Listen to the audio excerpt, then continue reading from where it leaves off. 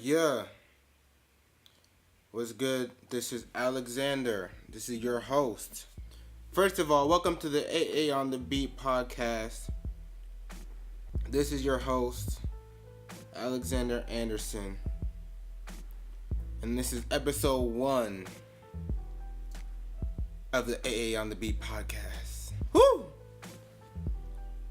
First of all, the AA on the Beat podcast is brought to you by none other than my motherfucking self, Alexander Anderson. What's good, baby?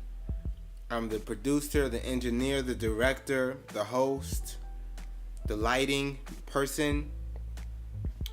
We ain't got the video up right now, but I'm also the videographer. The first episode, we're doing just audio. We're gonna keep it on the streets. I don't even know what that means. But we're not doing any video this time.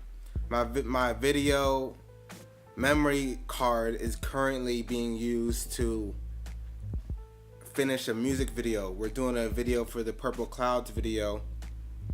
For the Purple Clouds song, we're doing a video.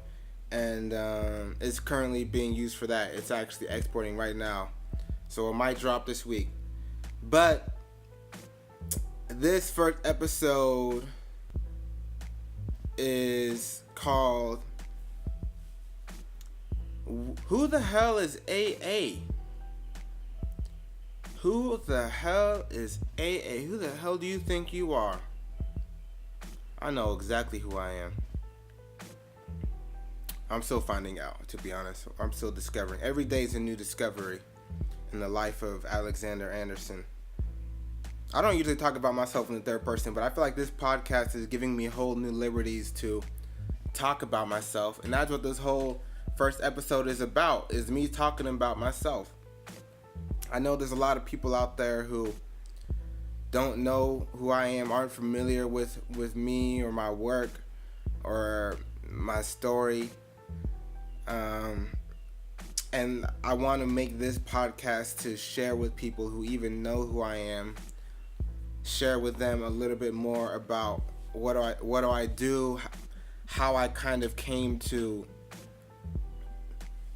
into my own, how I found my own lane, and how I'm making it happen for myself, and just how I got to this spot, how I got into music, how I got into the spot I am in terms of how I perceive and radiate culture, whether it be skateboarding or fashion or just the lifestyle that I live. I'm trying to help people understand me more as an individual. So, without further ado, we're gonna drop the bomb. We're gonna start it. And jazz, they say, we getting ready to hit. I'm about to hit, which means, the downbeat. The downbeat is, what time is it? It's 2:54 Pacific Standard Time. This podcast is going to be amazing. It already is amazing. Episode 1, here we go. You're listening, tuning in. But this is going to be my outlet to share my ideas on the world, to share your ideas on the world, to connect people from Grammy Award winning musicians and producers to random dudes I meet at the open mic in LA, and everything in between, teachers to students, philosophers to the listeners and to the people who study philosophy, Democrats to Republicans, black, white, rich, poor, white, black. I'm trying to break down all these barriers and these walls which we create, which we construct in society based on fear based on ignorance. And I'm trying to attack all these through the medium of communication, conversation, dialogue, and music. Music is a weapon. It's a tool. And it took me 24 years. I'm 24 years old to fully understand how you can use music as a tool to connect people, to bring together different ideologies and different ways of life under a common thread, which is sound, vibration, harmony. And I'm also an educator, and it's funny because when I first started producing music, I didn't want to teach music. I really did not want to end up as a teacher. And I think it was because the way I perceived the teachers in my life was always within the confines of a very strict institution, which I did not conform to and I did not necessarily agree with. And it took me a while to break out of that institution and to realize the value of teaching and education. I just graduated college 1 year ago. This is very scattered, by the way. A lot of my podcasts are probably going to be very scattered.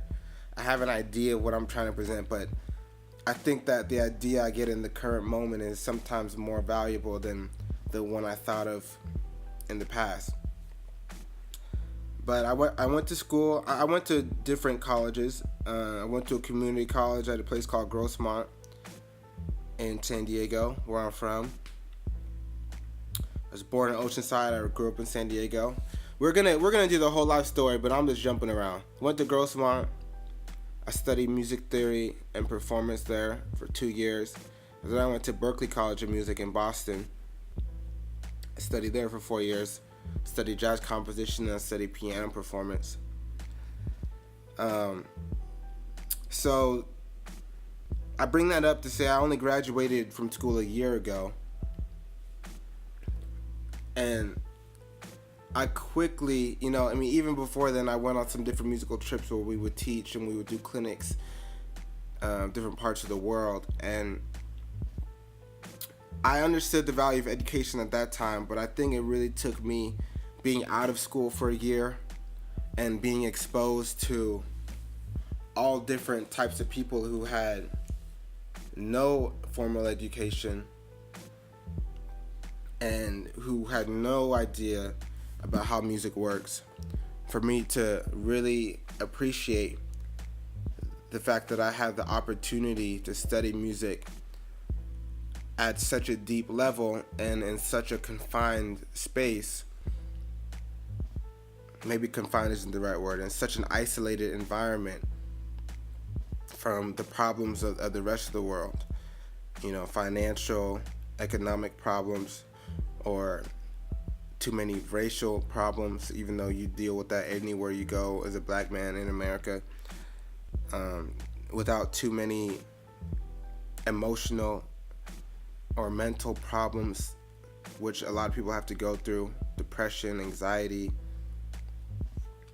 I was able to study music without a lot of these distractions, and I'm very fortunate for that time that I spent at Berklee, because looking back, not just Berklee, I've been studying music since I was 4 or 5 years old, but we'll say that 20-year chunk of my life that I was studying music without having to worry about these things. We all deal with things in life, but without having to really worry about how I'm going to pay the rent or things like this nature, allowed me to really internalize a lot of musical concepts, which I now am profiting from 20 years later, and for the rest of my life. I'm profiting from the knowledge I acquired in school, and I think that college is way too expensive, and I don't recommend people go to college unless they get a full scholarship or unless they can find a way to pay for it up front without incurring any debts or loans, which like I did, which I am grateful for that experience, and I don't regret that. But I think that after speaking to the other side of music school, I realized that I don't necessarily need music school, and no one really needs to go to an institution to study music. What you need are the resources and books, which can be found anywhere. Not anywhere. Found on the internet. So it can be found in a library. And you really just need the time and perseverance and dedication to focus and to study whatever it is you're trying to learn, whether it be the arts or whether it's business, whether it's law, anything. I think you just need focus and dedication to really get there. I'm going to share a little bit more about my story, and then I'm going to get into some questions. So I'm from Oceanside, California. That's where I was born. I was born on a military base in camp. It's called Camp Pendleton. My father was in the Marines, in the military, for around, I think it was something like 25 years, something around that time. I gotta ask him. And my mother worked different jobs, but she mostly works as a realtor. She has her own real estate company. When we were young at the time, I believe she was working as a travel agent, and my dad was in the military. Both of my parents and my family is from Jamaica, the Caribbean, the island. And looking back, that was the fact that we were from Jamaica was one of the defining characteristics of my life as a boy. That was my culture. That was what made me different, I feel, from anyone else that I knew outside of my family, was the fact that we come from this very special place, Jamaica. And as I got older, I learned more and more about how influential Jamaica has been and still is. Ooh, just dropped the bomb. Okay, we're good. Been dropping this bomb a lot recently. It didn't break, but eventually it will. Anyways, how influential Jamaica is on the world of music, on the world of culture, on the world of American lifestyle, especially where I grew up in Southern California. So more on that later. I have two older brothers. My oldest brother is Wayne. He was born. We don't gotta say names. I'm gonna leave people's names out of this. But my oldest brother, even though it's too late, I might bleep that. My oldest brother is 10 years older than me.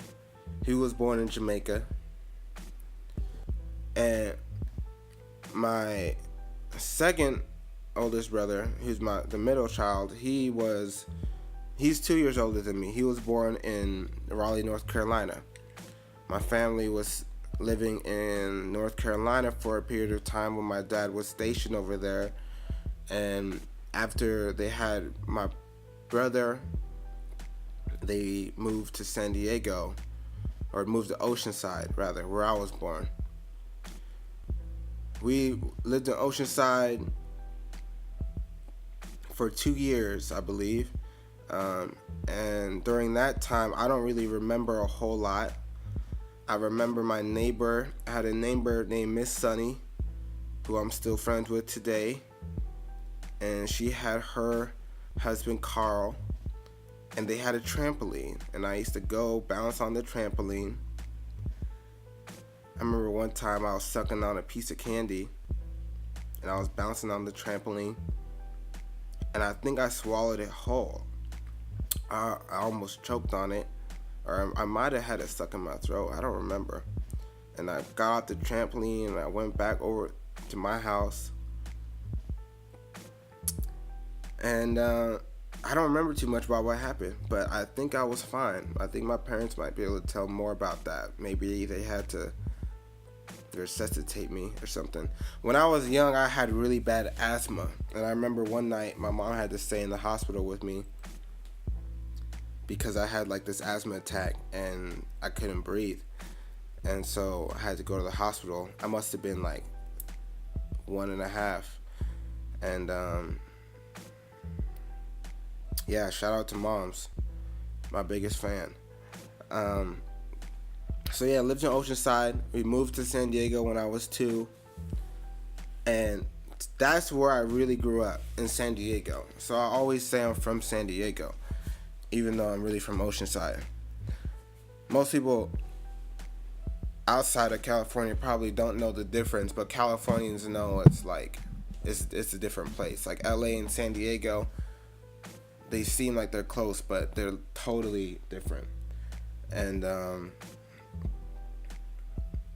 San Diego, that's where everything happened for me. That's where I got my identity. That's where I really found out what I like and what I don't like, which constantly changes.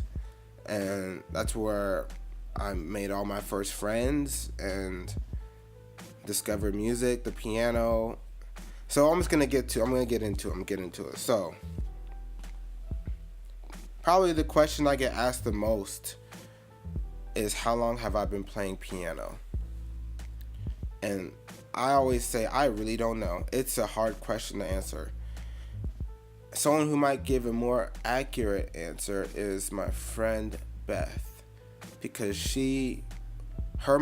Beth's mom really taught me how to play piano. Well, not how to play piano. She introduced me to the piano. She taught me the first bit of the first song I ever learned on the piano, which was Für Elise by Beethoven. That was the very first song I ever heard on the piano and associated with piano music. And I had no idea about the piano at this time. It was just a cool piece of furniture, which is still a cool piece of furniture, especially if it doesn't work. But I learned the Für Elise. I learned the beginning line. So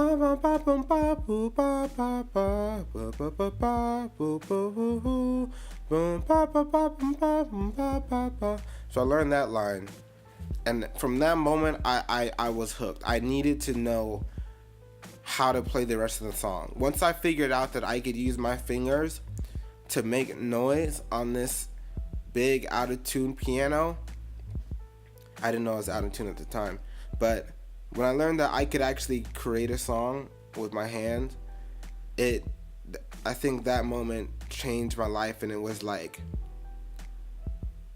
I realized that I had potential to create something in this world that I may not have fully realized that before. My oldest brother had a keyboard, and he used to play the piano. Not the piano, he played the keyboard. There's a difference. It's a big difference. And I'm going to talk about that later. A lot of keyboard players that act like they're piano players. And there's a difference, alright? There's a big difference. If you don't know what the difference is, you might be a keyboard player, alright? Anyways, and nothing against keyboard players. I love keyboard players. Some of my favorite musicians are keyboard players. I don't know if that's a true statement, but there are some great keyboard players out there. Let's just say that. My oldest brother used to play the keyboard. He used to play like the worst type of music. He used to play Aladdin, A Whole New World, The Entertainer, I think, was one of the songs that was like programmed into the little Yamaha keyboard, and it had like this little screen where it showed your hands, and and that keyboard's actually what I learned how to play the Für Elise on. It wasn't weighted. It was a crappy keyboard. But at the time, I didn't know any better. That's all I had. So that's what I used to learn how to play the Fur-Elise on. And I must have been 4 years old around that time. When I was 5 years old is when I got my hands on the clarinet. And I believe I was in second grade at the time. Second grade, probably was third grade. Third grade, I was 6. So when I was 5 or 6 years old, I got a clarinet through the band, the school band. School had a band class. By this time, I was already playing recorder a little bit, starting to read music just in school.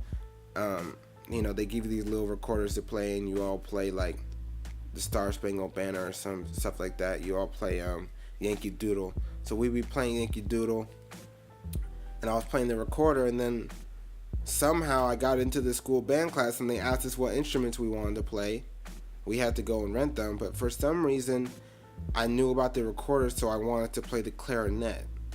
I don't even know how I knew what a clarinet was, but I somehow got the inkling to want to play clarinet.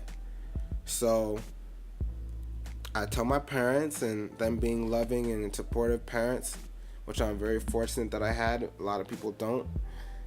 They rented me a clarinet from the music store. And I went home and I learned how to blow on it. I had the reed backwards at first. I had the reed facing my top lip. It's supposed to face your bottom lip. The reed is the wooden. It's a little wooden thing that goes on the mouthpiece that you use to blow into it. Vibrates with the mouthpiece and creates a sound. For the non-musicians listening to this, I don't think there's any non-musician listening to this. I'd be lucky if there's even some musician listening to this, but regardless, that's what the reed is. So I learned how to play clarinet, learned how to blow through the reed, learned all the notes from the lowest note to the highest note probably within a year. Started reading, started playing all these different types of music. And not different types of music, school band stuff. Whatever the school band teacher gave us, I will learn how to play. But what I mean is I started understanding rhythms, notes, time signatures, just the basic elements of reading music. I got when I was about 5 or 6 years old, which I didn't realize at the time, but would be part of my foundation for the rest of my life, understanding how to read music. So I played the clarinet up until I was in 6th grade. 6th or 7th grade, I think. So I was playing clarinet in school band, middle school. I went to a couple different schools in San Diego throughout my K through 12 education. Switched schools a little bit, but it was all good. We moved around a little bit, but I would adapt wherever I went, make new friends. I was funny. I'm still funny, but I used to be really funny. I used to be the jokester, always making friends, always talking when I wasn't supposed to be talking, and just trying to have fun. Like, we're stuck at this goddamn building for 10 hours a day or whatever. You waking me up at 7 a.m. to go. I don't want to go. So I'm going to have a good time. When I go, I'm going to laugh. I'm going to make other people laugh. And that was my mindset. I was very smart. I would do all my homework in class. I would do everything super fast. I used to race with other kids how fast you can do your math problems and stuff. And I don't want to talk about school too much because I really don't like school. I still don't like school, even though I teach. And I think that the public school system needs a lot of change in America because, for one thing, they're teaching us based on a very skewed perspective of history from a very rich, white, Western, Eurocentric view of the world, which will lead you to believe that Christopher Columbus discovered America, and will lead you to believe that the Native Americans had a great time and that black people wanted to be slaves. They will tell you some fucked up shit in school that I don't agree with, and I think it's wrong that we're programming our kids with such a broken view of the world and such a flawed world perspective, that would suggest that the politicians have more power than the people when we gave them our money and we put them into that position. So, more on all that later. Back to me. So, I played clarinet up until I was about 6th grade. I played the whole time I was playing a little bit of piano. So I played for at least, I learned the entertainer. I would learn a couple things, but I never really started seriously studying the piano during this time. I'll learn a little bit of things, chopsticks. I'll learn, a Coldplay song. I'll learn random stuff, but I never really learned how to play the piano. I didn't learn the fundamentals of the piano until I was about 15, 16.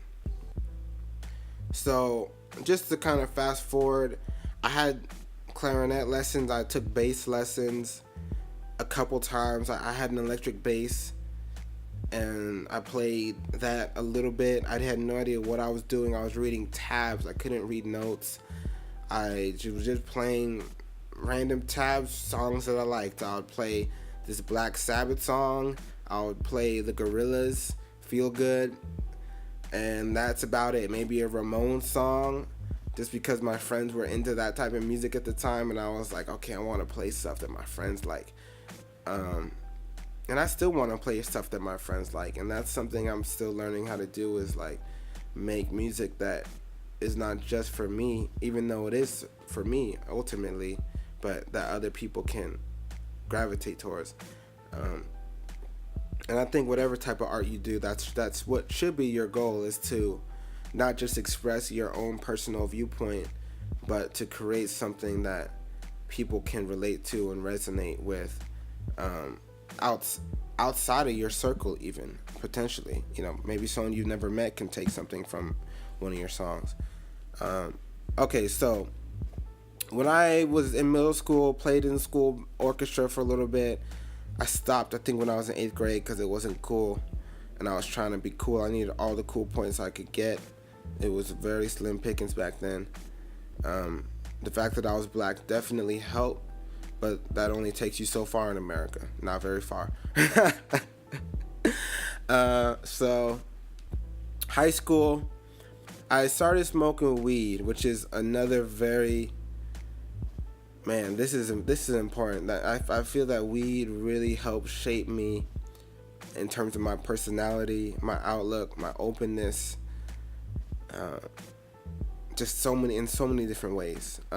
Weed shaped me tremendously. Even just how I view the government, how I view a lot of authority, because when I started smoking weed, it was like it was mad illegal. Like, it was not cool. It was what's the word? It was very, very much stigmatized, and it was had a very negative connotation. It still does to some people, but for the most part, especially in places like LA, people don't think of it in a negative way. But back when I started, which was, I was probably 14, let me think. No, I was probably 13. I was probably 13 when I very first tried it. And I was 8th grade going into 9th grade. Yeah. And I was one of those kids who's like, man, I'll never smoke weed. And then I had a friend who was like, hey, man, you want to try? I was like, at first I was like, no, I know. How could you? And I think, eventually I kind of came around to where I would try it. I didn't get high the first time I smoked weed. I was, like I said, I was in 9th grade, 8th grade going into 9th grade. It was the summer, and we had nothing to do. We'd be skateboarding, just rolling around the neighborhood. Man, I just realized I skipped something. I'm gonna go back to it, but yeah, but smoking weed, I didn't get high for like the first like 6 or 7 times. And then one time I was in a tree. We were up in a tree. I was with two friends of mine, and we're smoking weed now. And in my mind, I'm like, okay, this isn't gonna work, but whatever. I'll just keep smoking with these guys. And then next thing you know, we're all laughing like uncontrollably. I don't even know what about. Probably about nothing. Just whatever. We're just laughing at everything. And then the neighbor comes out, because we're actually in a neighbor's tree, and they start looking for us. They're flashing lights around trying to find us. Like, who is that? Who is out there? Who's laughing? And we're like, shh. We're trying to shush, but we can't stop laughing. So that's when I knew I got high. That's when I knew something was different. The fact that I could not stop laughing, I knew at that point I realized I had discovered weed in my life. And from that point, it became, I want to say like every day to every other day, besides a few occasions where I would take a few months off. I went on tour, I took a month off. One time I got caught by my parents and took a couple months off.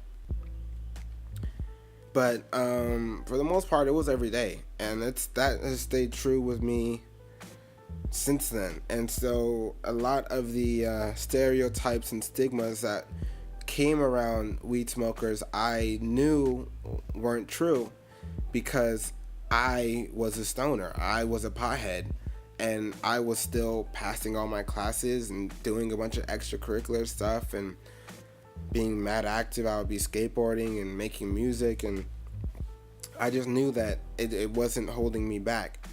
It was just something to add to my creativity. I viewed it. And it also was opening me up to music, and that's why I think weed was so important for me, because it was under the influence of cannabis that I discovered a lot of the music that inspired me to start studying music, to really start studying music and to learn everything about music, not just to learn a song, but to learn everything.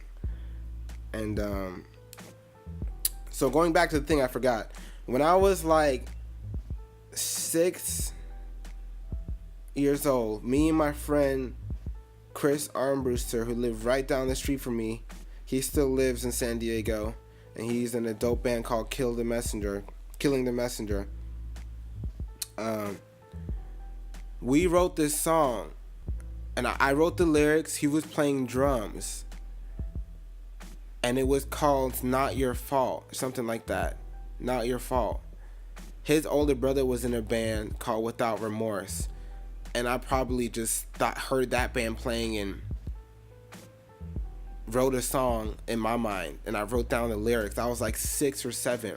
I wrote down this whole page of lyrics and the chorus, the hook, and that's the first time I ever wrote any type of music or poetry. It was just the lyrics. And so when I go back to the first time I wrote music, it was 6 or 7 years old, and no one told me to do it. It was just something I did because I was inspired. And I like to think of that, because it from that point to where I am now is just insane what's happened in my life, and I feel like I'm still 6 years old in some ways. So yeah, going forward. So basically, we fast forward through middle school. I'm in high school. High school was basically the most reckless, scandalous time of my life when it came to how I was living my life. At this point, I was completely uninterested in school.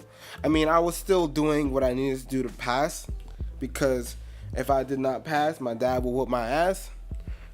So I was passing all my classes, but that's the time I really, besides art class, I loved art class, And later in high school, when I switched schools, I went to 3 different high schools. I had a guitar class that I really liked because I was playing guitar. But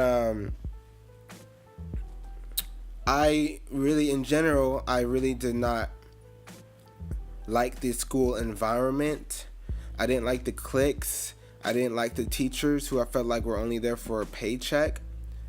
I didn't like the curriculum, which I felt was not representative of different cultures and different views from around the world. I think it was only representative of rich white people in America and how they justified everything they had done up until that point.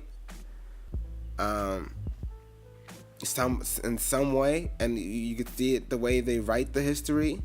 It's all justifying everything. America is never the aggressor. We're never, according to the history books, we're never the bad guy.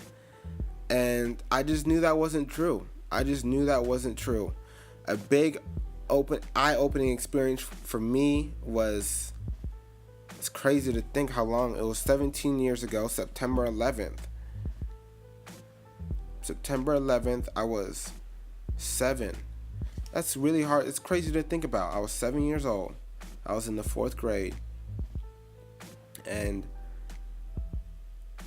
in the aftermath of September 11th, because no one knew what had happened and we were all panicking, we were all confused at that time. But in the aftermath, to see how quickly it was decided that America would go to war with the Middle East with no evidence and no real reason. And the fact that we're still there 17 years later, through that process, and then of going back and looking at a lot of this conspiracy documentaries about 9/11, about the fact that 2 buildings fell down, 3 buildings fell down, World Trade Center 7, being exposed to all this at a young age, I had a lot of unanswered questions, and I basically did not trust the government. I didn't trust the government. I never trusted the government to begin with, but around this time is when it was really kind of ingrained in me that these people, these politicians, are really not working in the best interest of people like me. And then in addition to that, the war on drugs, I was getting a lot into weed and the marijuana and into psychedelic use, and the war on drugs demonized all these things, which I was experiencing value from in my personal life. So I just lost a lot of trust in a lot of older authoritarian type of figures, because I feel like no one has all the answers, and people that pretend to have all the answers are usually have some type of agenda. I don't have all the answers, and I hope through the process of having this podcast I can learn a lot from other people and other perspectives, and learn about from my own perspective, and grow as a person. I think we're all here to grow and to learn from each other. And if you're not doing that, you're probably very closed-minded and very ignorant if you're not trying to expand what you know every day. So, high school, I was very rebellious. I did a lot of drugs. I don't even want to get into what types of drugs. You can ask me about that later. But no, what I say is no heroin, no crack, no PCP, no meth, no coke. I've never done those drugs, hard drugs. But I've probably done some lesser forms of those drugs in a prescription form, because everything, there's so many amphetamines and so many opiates out there that the pharmaceutical companies pump out to the doctors and to the patients, and then the patients, their kids get it, then their kids go to my high school, and now they're all got Oxycontin, now they all got Adderall, now they all got Xanax, now they all got Valium, now they all got Percocets, and it's a huge problem in America. It was a problem when I was in high school. you know, and it's still a huge problem. So I don't even know where to start with that whole topic. That's like for a different podcast. That's a whole nother episode. But I had my fair share. And as well as psychedelics, mushrooms, LSD, DMT. That was a little bit later, but high school is when it really kind of was the genesis of all of these. I love that word, genesis. Great band. Shout out to Peter Gabriel. That was the genesis of my experimentation. And I'm really glad I went through that time, because I think that I got a lot of it out of my system, and I think that coupled with alcohol was probably the worst drug. I think that I got it out of my system, and I was able to see from my own firsthand experience that getting high on drugs or getting getting down on drugs is not for me. It doesn't fulfill me spiritually. And I don't think it fulfills anyone spiritually. It's something that you use as a distraction from the spiritual work that you need to do in your own life. We all use it as a distraction. And it's hard. Doing the spiritual work is hard, which is why it's much easier to do the distraction. But for me personally, I needed to go through that in high school. So by the time I got into community college and into college, I wasn't distracted by those things, and I could not look down on people, but I could just not associate with people who were doing that, and I can focus on what I needed to do in my own life, which was, at that time, focus on music. I started making money in music by the end of high school, playing piano, playing little piano gigs. I had friends that played, and I played in this Latin rock band at the end of high school, during the time of community college, and that was my very first time getting paid to play piano. And when I realized I could do that, my whole life trajectory changed forever to piano and to music. I realized if I can make enough money doing piano to not have to do something else, it will be worth it. Whatever I have to go through will be worth it to get to that point. And I'm still working to get to that point. But with that being said, I've definitely experienced a lot of the fruits of my labor, which I'm very grateful for. So, by the end of high school, I was writing and recording my own music, very poorly, but I was at least doing it. And I was making CDs to give to my friends of my music, and they would play my music in their car. Which, looking back, that was it for me at the time. Being able to put my music on a blank CD and to give it to my friend to play it, that was the totality of what I was trying to accomplish in music. I was not trying to get on the radio. I wasn't trying to get a record deal. I didn't even think about those things. I wasn't trying to sell it on a bigger scale. I wasn't trying to sell it at all. I was just trying to have my friend to listen to what I came up with. That's it. And as I get older, I'm actually trying to come back to that. And I think if you look at artists like Chance the Rapper, there's a lot of people who are really thriving off the model of just giving away your music. Because the whole point is for it to be received by an audience. If the music isn't heard by anyone, besides the person creating it, I don't think that really completes. I don't think it's finished. I don't think the process is finished until it's received. And I think that's how art works. Like, it has to be received and interpreted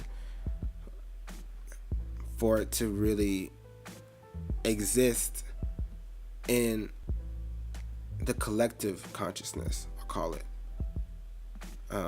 That's how I feel. That's how I personally feel, and I may change how I feel about that. But anyways, by the end of high school, I was playing guitar, I was playing the bass. I was playing the drums. I started playing drums probably, when did I get my first drums? I probably got my first drum set when I was 14 or 15. Before that, I had like a little electronic drum pad, and I saved it for the drums. When I very first got into music, I wanted to be a drummer. That was my main instrument, was the drums. I loved Lenny White, Billy Cobham, Ginger Baker, the kind of jazz cats. Ginger Baker is like in between jazz and rock. He played with the band Cream. And I love Nick Mason from Pink Floyd. Alan White and Bill Bruford, who played with the band Yes. Those were the people that I really wanted to be like. This is before I really got deep into jazz. I wasn't really huge into jazz at this time. It was more progressive rock and psychedelic rock. The Beatles, Ringo Starr, who I later met. These were influences for me early on as a drummer. And so I played the drums, and I played keyboard, and I also sang and wrote my own lyrics. So basically, by the end of high school, I was already, my friends called me the one-man band, and they were doing it kind of joking, like making fun of the fact that I didn't have a band.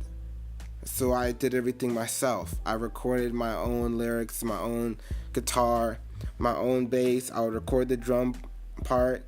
I would record the keyboard parts, the synthesizers. I had one synthesizer at the time. Novation Xyl Synth was my very first synthesizer. I think I got it for like $300. I still have it, and it's still holding up. But that's what I would use to create all my weird sounds. And I recorded some stuff, a bunch of stuff actually, and I would record it all in this little Tascam. One of these little like digital handheld recording things that has this little microphone coming out the top. It's like this little box. My friend Jeffrey had one, and I either bought his old one or I think my friend Jeffrey sold me one. I forgot how I got the first one, honestly.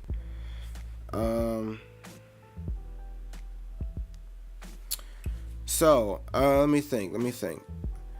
Yeah, so I would record everything on there to this program, this software I had called Audacity, which I still have. But I would record everything on Audacity to like these, just like one channel. So what I would do is I would record, I think I would record to a metronome or something like. I don't even think I had a metronome at the time. I might have just like used the one from my phone and had earphones. Yeah, that's what I would do. I would have my earphones on with the click track, and then I would record the whole drum part for the whole song. Then I would run upstairs and I'd put it on my computer. Then I would record the whole bass part to the drum part. Then I would put that on the next track, and then I would record the whole guitar part. Then I would record the whole keyboard part, and I would do it like that. And it was just like, I don't know what I'm doing, but I want to record this, so I'm gonna do it somehow. And that's how I created my very first songs, that I would then give out to my friends, and they would play in their cars as they're driving to school or whatever. And that's where it all really started for me. High school is where I really started writing lyrics, recording songs. I would write the lyrics and write the chords next to the lyrics, almost like you're reading a chord chart from one of those websites. Because that's how I learned music. I'll learn Beatles songs, and I'll learn David Bowie songs and Elton John songs, all like that. And then from there it kind of grew. Another thing about this time of my life is I was in church.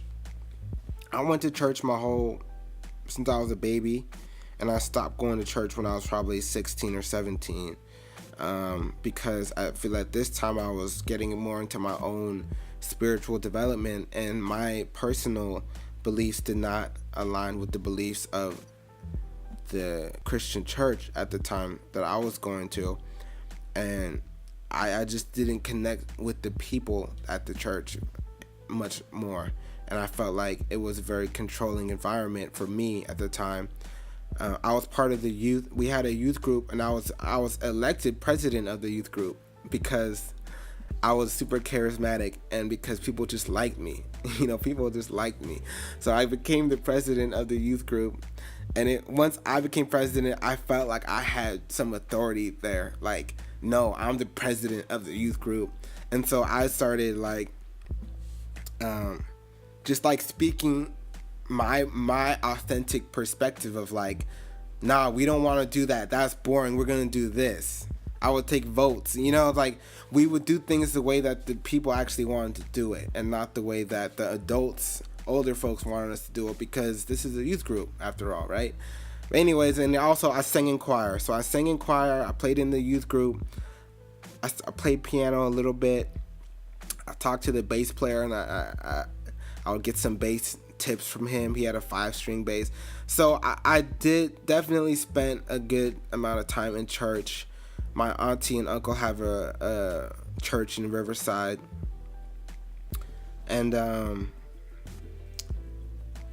so that's also there. The gospel music, I never was a big gospel musician, but I did sing in choir and I did go to church every week. So I'm as familiar with gospel music as someone who has been going to church their whole life and who's singing choir. But I only recently started playing gospel music probably when I got to Berkeley and realized that it was a whole genre. Before that, I never really thought of gospel music as its own genre. I just thought of it as church music. But then I realized there's a whole school of playing that the gospel musicians do that is amazing. And that's when I started really listening and starting to try to learn it more. But by that time, I was also so deeply rooted in jazz music. So anyways, I'm just going to fast forward. Get out of high school.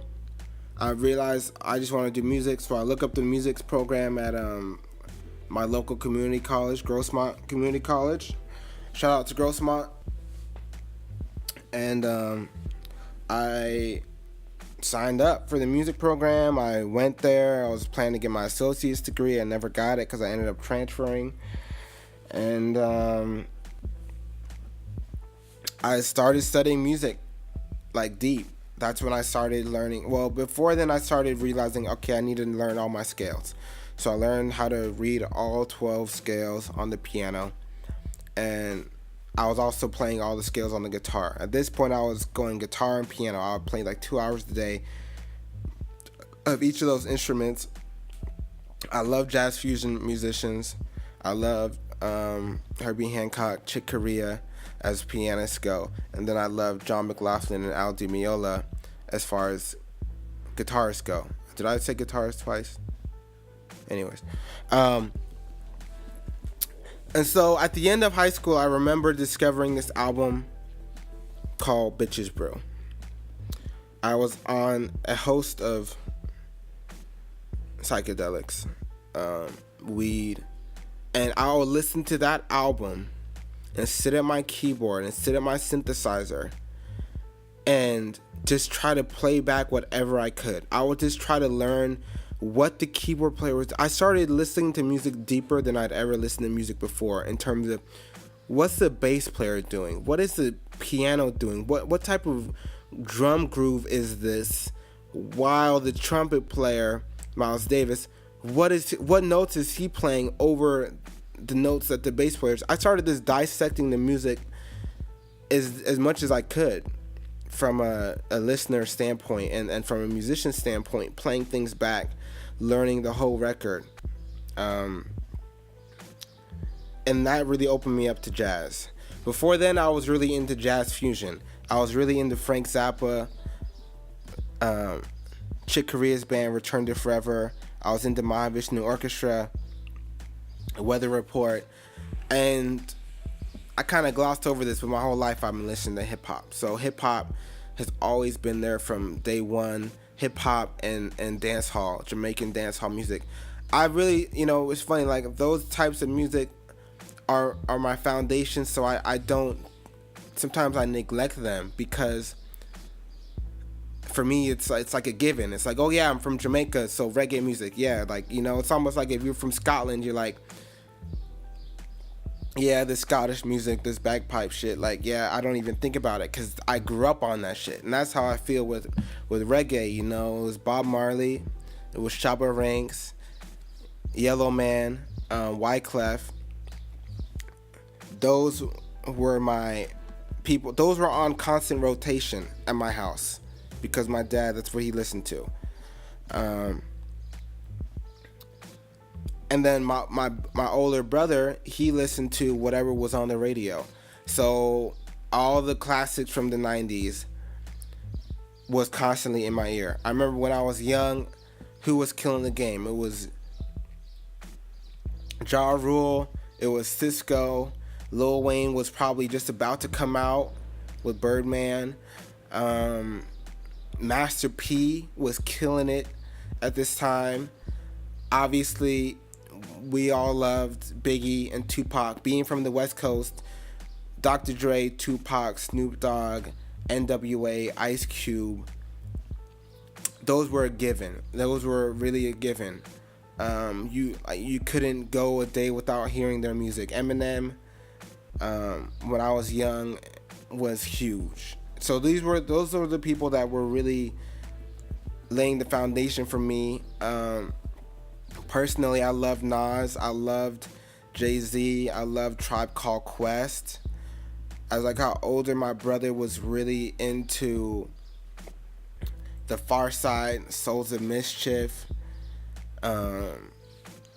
My brother was crazy on Big Boy and Andre 3000 being Outkast. And I just listened to all the stuff my brothers were listening to, basically. So I was living in the world of late 90s, early 2000s hip hop. And reggae was my that was I didn't even think of that as music. It was just the soundtrack. But anyways, so going forward again, I feel like I need to edit this because like it's all over the place. But I warned you. But going forward again, so when I was in college, it's really when I discovered jazz. I started listening to Maiden Voyage after I listened to Bitches Brew. I was already deep into jazz fusion.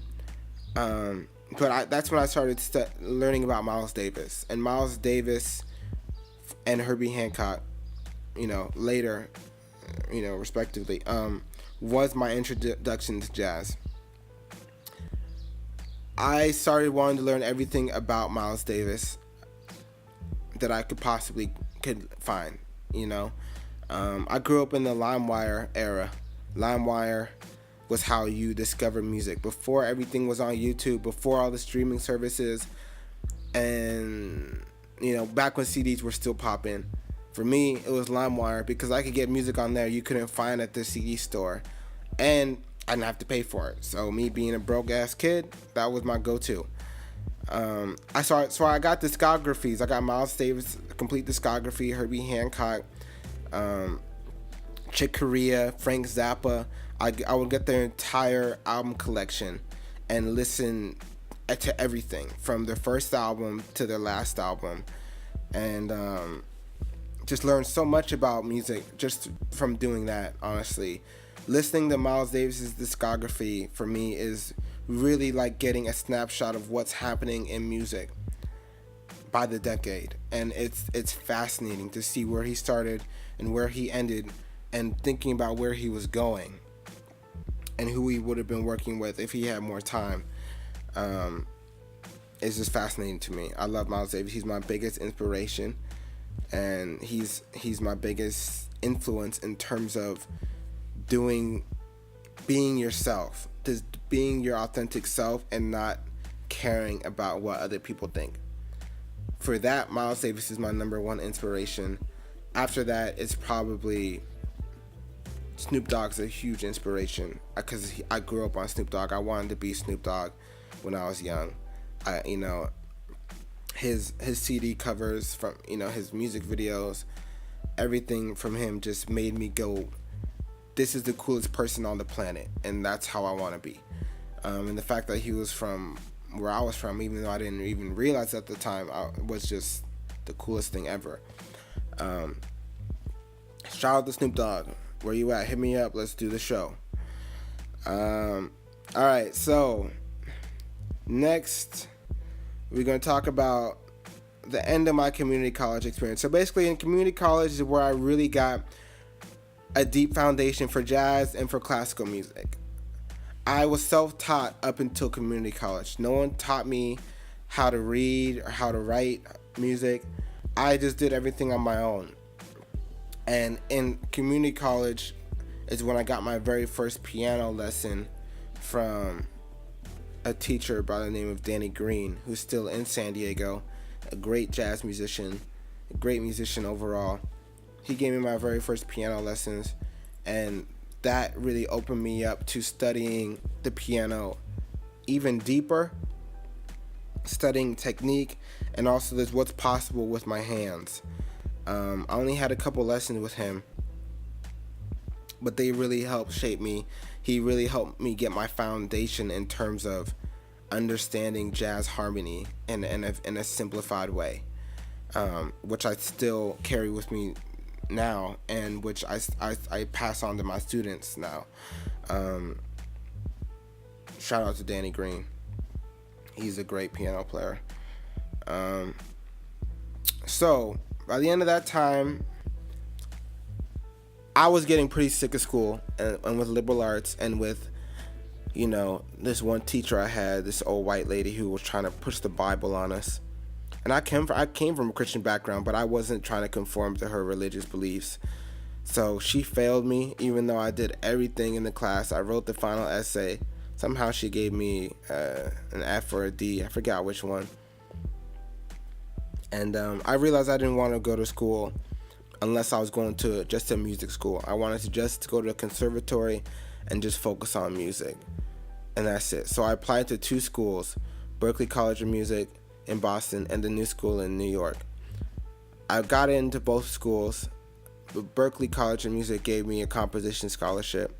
By this time I was writing music for a 5-horn band. I had written music for my own. I had a jazz fusion band, which I still have, but we're not really active right now. It's called Unidentified Fusion Arrangement.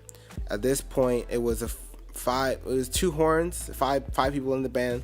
We had, no, I'm sorry, 4. So we had saxophone, I was playing synthesizer, we had a bass player, and we had a drummer. Shout out to everyone who was in that band. Y'all know who you are. That shit was crazy. We had our first show at this little country bar in San Diego.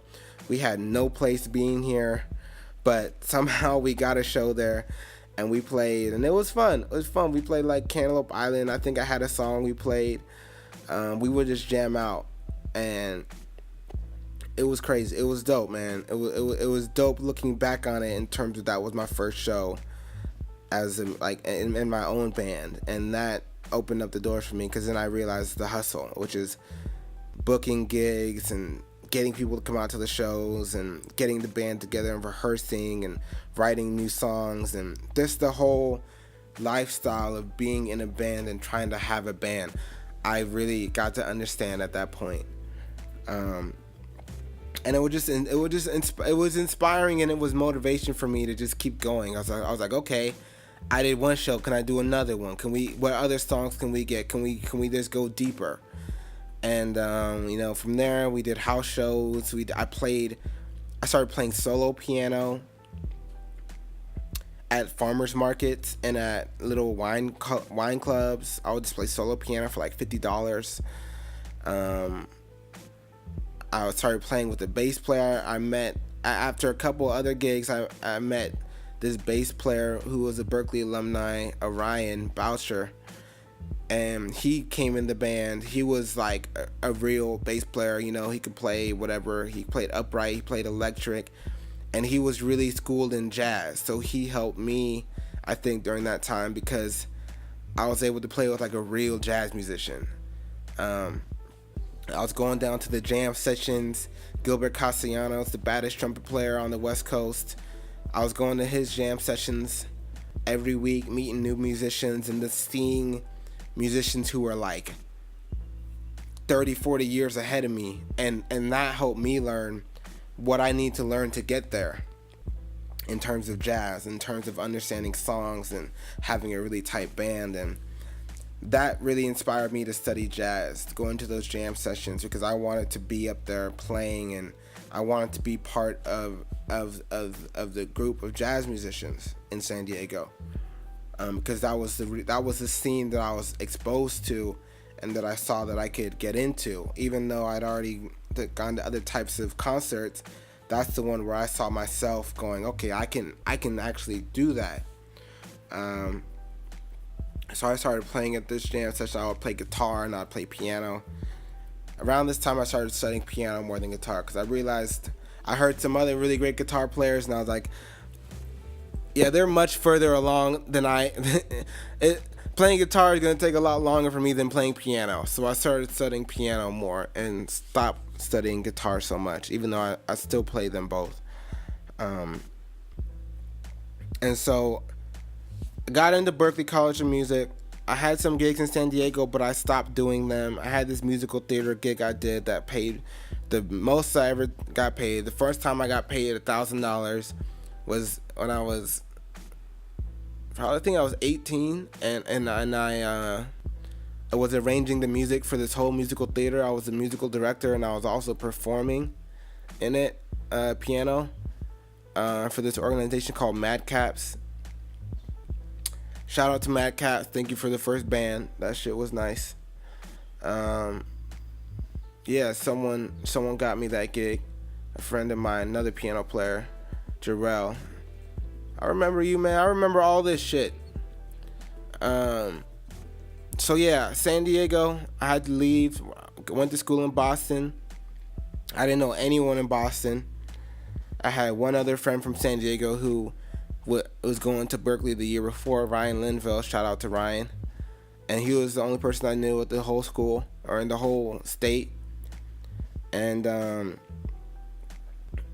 had a little scholarship, not enough to afford for me to go, but I went anyways. I found a place to live over the summer. I was at the jazz club. I was at Wally. Shout out to Wally. Shout out to Paul.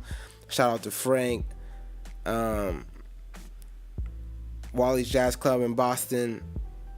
That was my first real home in Boston, and I still owe a lot to just that scene in the community, because I learned so much there about performing and just presenting yourself as a musician, and just like creating a community around the music, and how that changes everything. So went to Boston. I went to Wally's the first night. I went up to Paul, who was standing outside the front, and I was like, "Hey, my name's Alexander Anderson. I wanna play piano here." And he was like, "Well, you're not 21 yet, so we can't let you in. But come by 7 to 9." And I came by 7 to 9, and I used to play down there all the time. But yeah, so went to Berklee. I didn't know how I was gonna afford it. I didn't even know if I was gonna go there.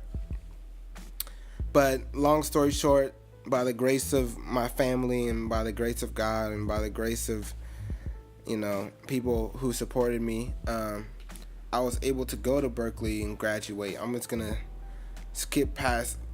I don't want to talk too much about Berklee, because that's a whole podcast in and of itself. The pros and cons of going to one of the most expensive music schools in the world, if not the most expensive music school in the world. A lot of pros and cons. I met a lot of people that I'm very grateful for them being in my life. But it's hard to tell if it was worth the amount of money that was invested in there. It really is hard to say. I think it's too early to tell. I think I'll need to get a little bit older, a little bit more experience before I can definitively say Berklee was or was not a good idea. But nonetheless, I'm very grateful for that experience. While I was at Berklee, I started studying piano really deeply. I was already studying deep piano. I was already immersed in the world of piano. but I started understanding some basic things about the piano that I was possibly overlooking. One of them is voice leading, which later we're going to have an episode on voice leading, how to move from one chord to the next chord with the least amount of motion. I started tuning pianos. I had already been tuning my own piano in San Diego, but I had no idea what the hell I was doing. I was just trying to tune this piano. But in Boston, I bought this electric piano. I had a piano tuner come over and tune it, and during that time, she was like, you know what, you could learn how to tune it yourself. And from that moment, I was like, okay, I'm never hiring a piano tuner again. I'm just gonna get the tools and tune it myself. So I started tuning my own piano, and then I started tuning pianos at Berklee. I got a work study job through Paul Schultheis. Shout out to the OG Paul. I really appreciate everything that I learned when I was with Paul and at the piano technology department with the whole team there. I learned so much about the piano that I never would have learned if I was not a part of that job. And that, I feel like that job taught me more about the piano and how to play the piano and the way the piano works than anything else at Berklee, because, you know, tuning hundreds of pianos, spending thousands of hours. Okay, it's not thousands, let me think. Hundreds of pianos. Spending hundreds of hours, many hundreds of hours, sitting at the piano, tuning it, playing it, teaches you certain things about how the piano works that you can't really learn from a teacher. With that being said, I had some amazing teachers when I was at Berklee that also took me deeper. One is Donnell Fox. Donnell Fox, he's a Steinway artist. If you don't know him, go look him up. Amazing, outstanding, phenomenal pianist and educator. Someone who really brings together the world of jazz and classical music, probably more than anyone else I can think of. More so than anyone else. The only person I would say who comes close is Keith Jarrett. But Keith Jarrett, he wears two different hats. He is the classical pianist, and then he's a jazz pianist. Donnell Fox, he really is both at the same time. He taught me a lot about just how to really get the most out of the tone of the piano and the sound of the piano. And also he gave me some great tools for practicing my scales, which took my scales from knowing the scales to really, really mastering the scales. I'm still mastering the scales, but he helped me understand the correct way to practice scales to get the most out of it. I'm still learning from Donnell. I still need to get back to his emails because he has so much stuff. He has so much knowledge. He's such a great resource. Any piano player listening to this, especially if you're in Boston, reach out to Donnell Fox and get at least one lesson from him, because he is so deep. He's so deep. Very deep cat. Another very deep cat was Kenny Werner. Shout out to Kenny Werner. He wrote this book called Effortless Mastery. If you have never heard of it, go get it right now. Effortless Mastery. It's an amazing book for any type of artist, anyone who's involved in the arts on any discipline: painting, drawing, architecture, the sciences, music, fashion. Get Kenny's book, because he talks about mastering what you do and learning how to master what you do effortlessly, and learning how to give yourself permission to do what you know how to do. Artists, we get so bogged down in our own heads about, we're so self-critical, and oftentimes too self-critical, to the point where we are restraining ourselves from expressing what is inside of us. And doing music, you have to learn how to be a channel. You have to learn how to take out your personal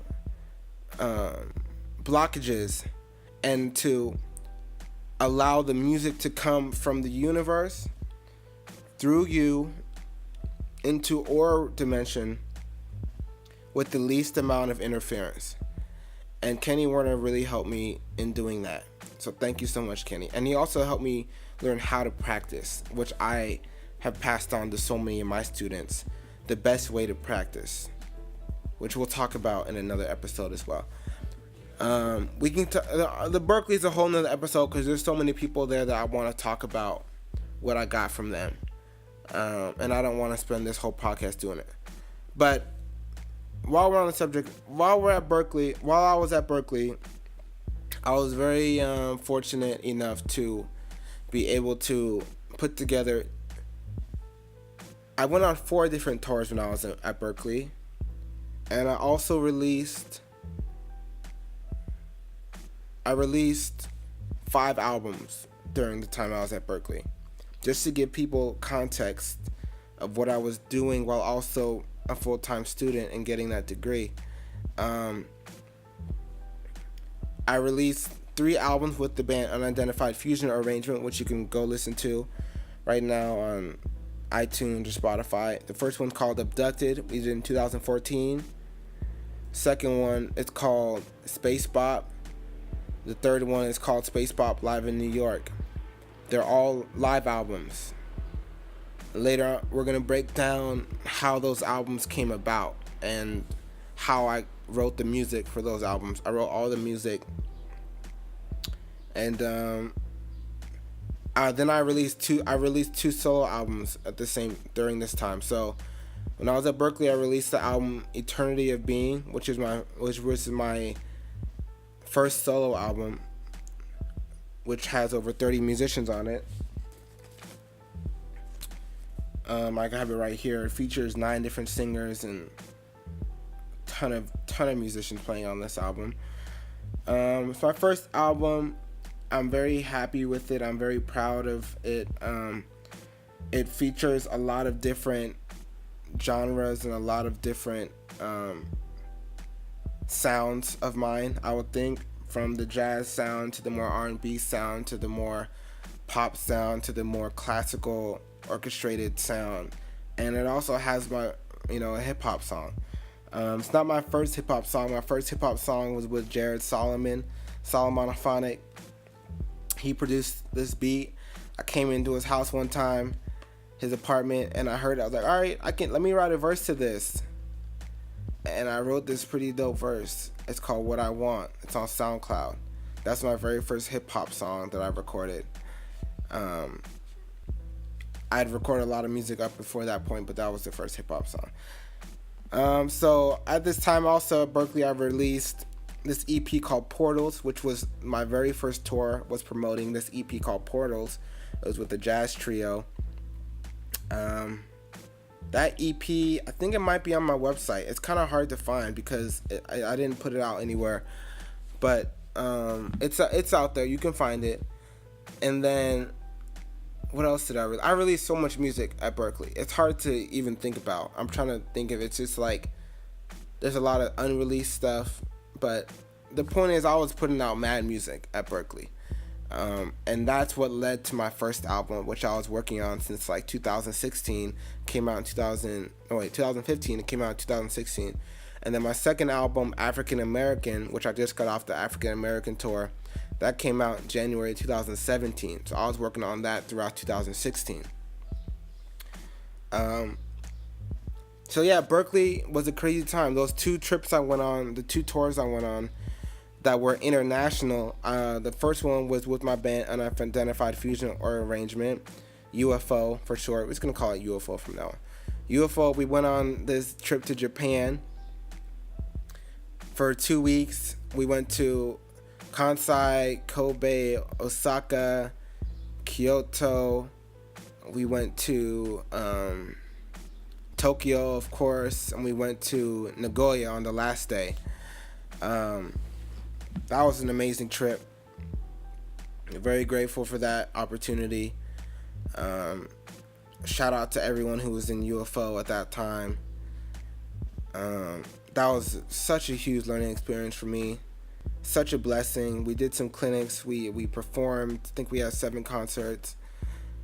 Just to be able to go to Japan and to perform my music I think I was 22 at the time, or 21, 22. Um, it was just amazing. It was such an amazing, eye-opening experience just to get outside of America, and to also realize how unique I was as a composer and as a musician, to be able to pull something like that off. And shout out to everyone who helped us with that. We had a crowdfunding campaign, and I think we raised like $1,500, something like that. Shout out to everyone who helped us get there. Appreciate you. The second international trip I did was to East Africa. I brought two musicians from Berkeley to East Africa on what we call the Afro Exchange trip. Afro Exchange was the name of the band that I was putting together. It was supposed to be like 6 musicians, but we ended up just going with just 3 of us. The bass player and the saxophone player. Drummer and the saxophone player. The bass player we met in Kenya. Shout out to Yende, shout out to Richard, shout out to Jonah. That was a life-changing trip. We all learned a lot. We all grew a lot. We did clinics. We did concerts. We just learned. We had food. We danced. Went to the club. It was just like being in Africa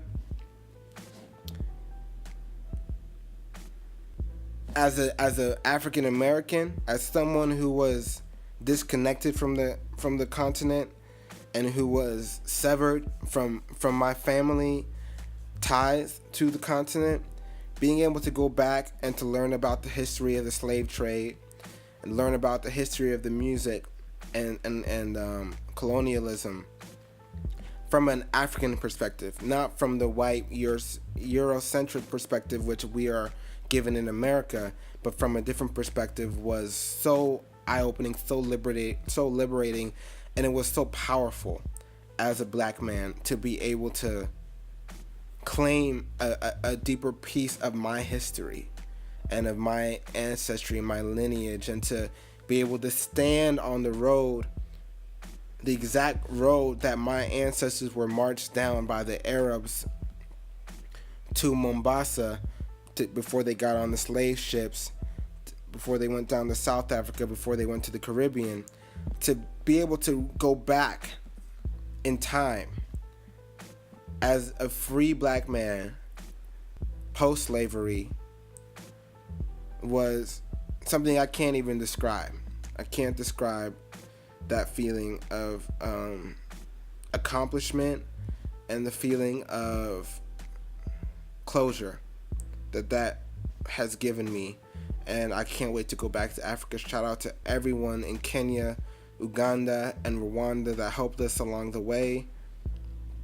I have a full Afro Exchange blog that is on my website. You can check out. It's under East Africa Trip.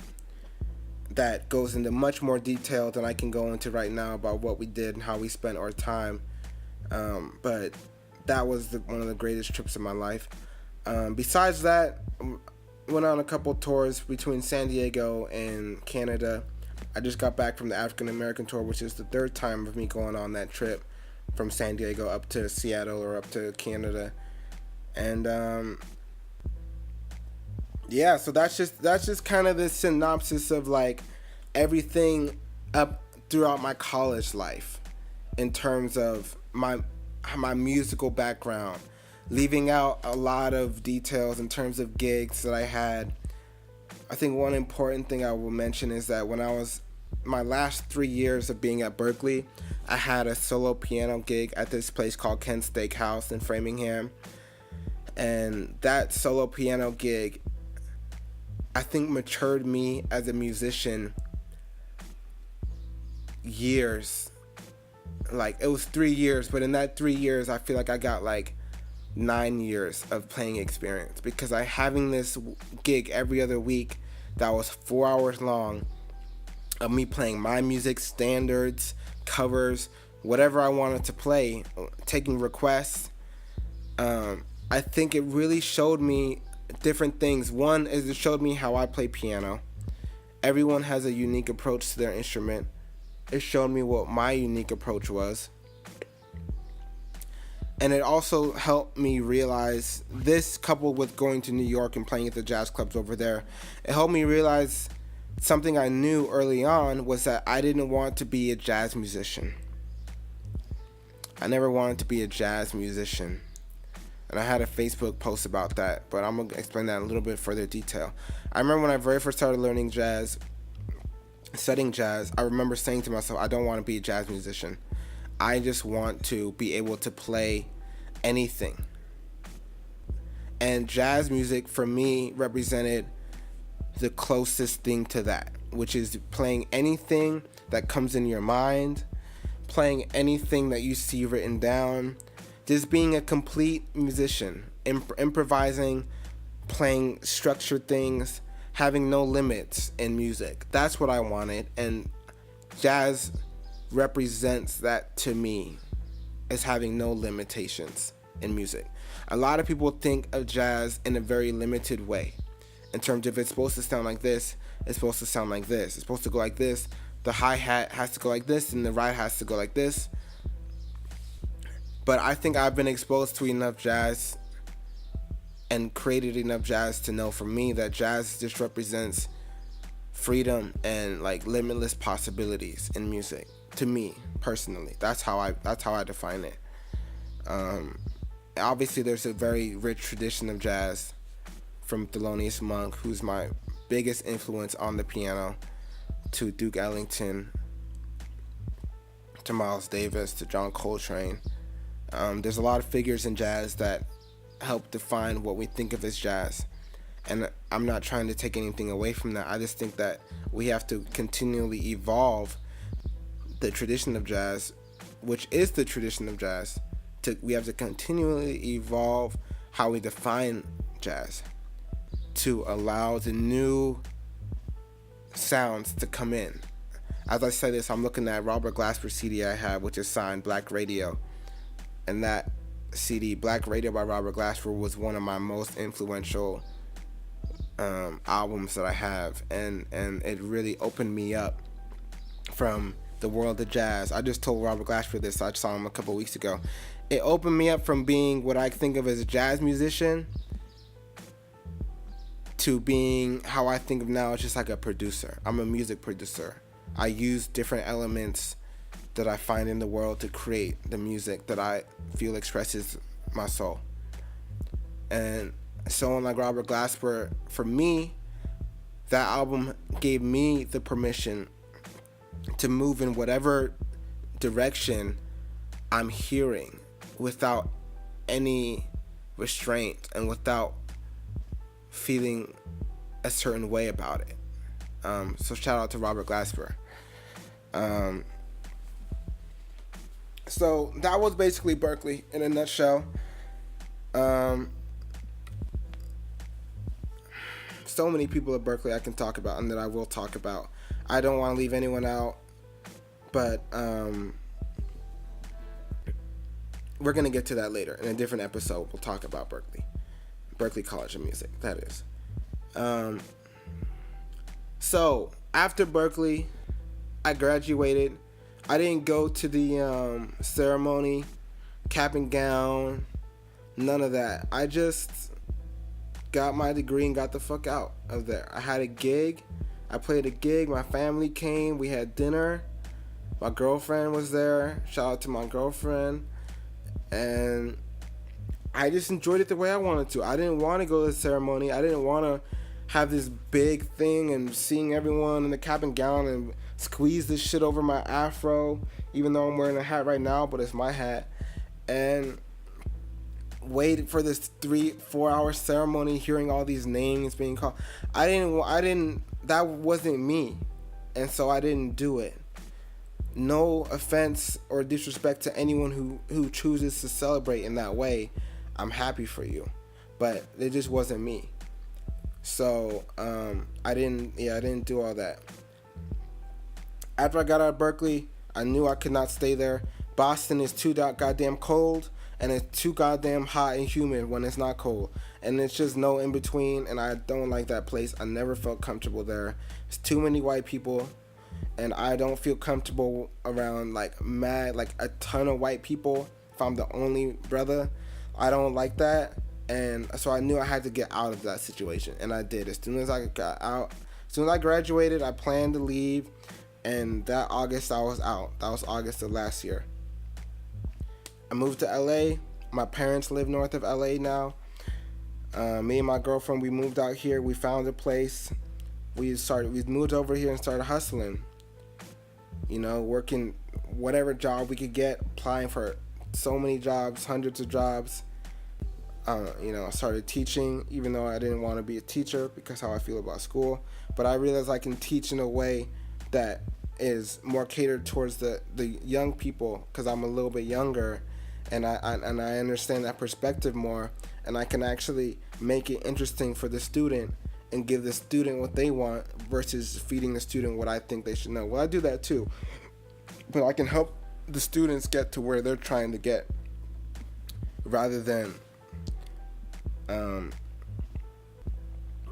spoon feeding them the same curriculum, whether or not it applies to what they're trying to learn.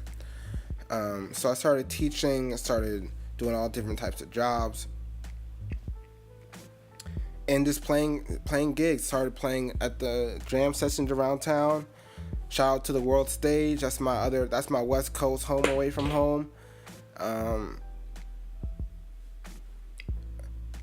And it's been real. It's been real being here in LA. You know, I want to talk more about, like, for people that are going into college, for people that are in college getting ready to go out of college, and other people that are like graduated. Just kind of talking about like what to do when you get out of school, and how to kind of prepare yourself for that chapter of like, just got out of school, you have a degree, but you can't get a job anywhere in your field. And I know that's a lot of people. There are some people who get straight out of school, they already have a job, or they get a job even before they get out of school, and they might drop out. But that's not most people I know, at least not in my experience. And so I'm trying to speak for people who don't always have it that easy, which is most of us, even if we don't like to talk about it. You know, on my podcast, I want to talk about things that we don't want to talk about. You know, I want to try to break down some of the stigmas and be vulnerable and be open to shit, and allow other people to do that in their own lives, you know? And one thing on that note is, you know, being a musician can be really depressing, you know?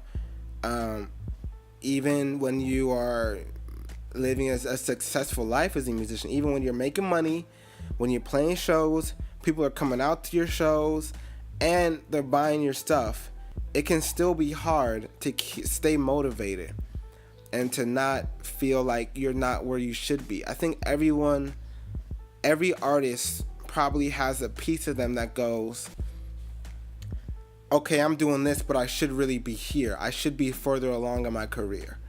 Everyone thinks that to some extent. Even at me, people think of me, and they think, oh man, you've done all this, and you're only 24 or whatever, and you have 5 albums out and all this other music, and you've been on 5 tours, and you're making money, and you're teaching all this stuff, you got a degree, and they think, man, you've made it. But the reality is, every day I wake up and I feel like I'm at square one. I feel like I'm 6 years old again. I feel like I'm just trying to get my music on my CD for my friend to hear. I still feel like that. You know, I still feel that people haven't really appreciated or even really discovered all the work I've done.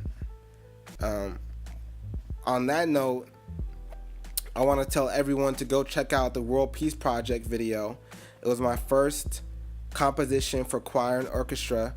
We had a 38-piece choir, and we had like over 40 people in the orchestra for a piece of music I wrote that's dedicated to world peace. You can find that on YouTube if you type in World Peace Project Alexander Anderson. it should come up. It's a Berkeley video. Shout out to Berkeley for helping to put that together. And shout out to everyone who was involved. Shout out to the organizations who helped sponsor that. Global Youth Groove and Artists for World Peace, which are doing great work for young musicians trying to learn more about music and just for helping to provide peace to the rest of the world through music. That's Artists for World Peace. So I guess those will be our sponsors for today's podcast. Global Youth Groove. You can find them globalyouthgroove.org and Artists for World Peace. Those are my sponsors because what we did with the World Peace Project, I think, was really special. It was my version of We Are the World, and that's one example of what I feel like people are still discovering the work that I've already put out there, and I still feel like people haven't fully understood or appreciated the work that I've done, and I still feel like I'm just at the beginning. And I'm not trying to say like, oh, I should be more popular or I should be this or that. I'm just saying from my perspective, I think people still need to really take a look at what I've done to really understand of where I'm at now and my next album, Oceanside, which is to me the culmination of everything I've done in my life up until that point. So I think we should talk about, let's see, I just want to make sure I've covered all the main stuff I want to talk about. The main stuff I want to talk about before I get into the questions I have for myself. And I'm going to look on Facebook to see if anyone dropped me a question. If anyone has any questions for next week or the next time we do the podcast, I'm going to try to do it every week. Go ahead and send that to me through my website, alexanderandersonmusic.com. There's a contact link through there. You can send me an email. Let me know how you like this podcast, how you like this episode, and also let me know what questions you have about me for next week or about anything related to me up to this point. Maybe you have a question about a song I've done, or maybe you have a question about someone I've worked with, or you have a question about how Berkeley was for me, or about how San Diego was, or about what I'm doing in LA or what my next show is. So let me know if you have any questions, and I'll see if I can fit them into next week. So I think the last thing that I wanted to talk about before we get into the questions I have for myself and before we wrap this podcast up is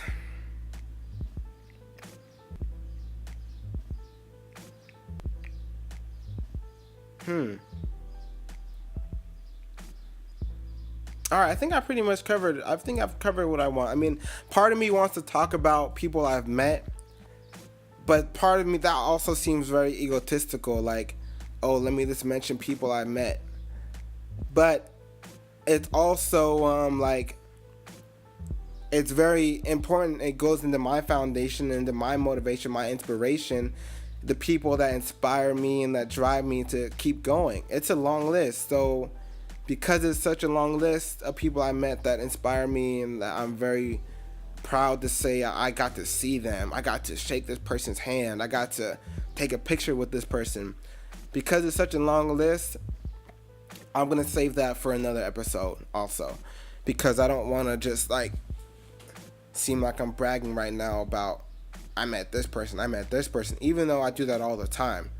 I just don't want to do that in my first episode. I want it to be about me.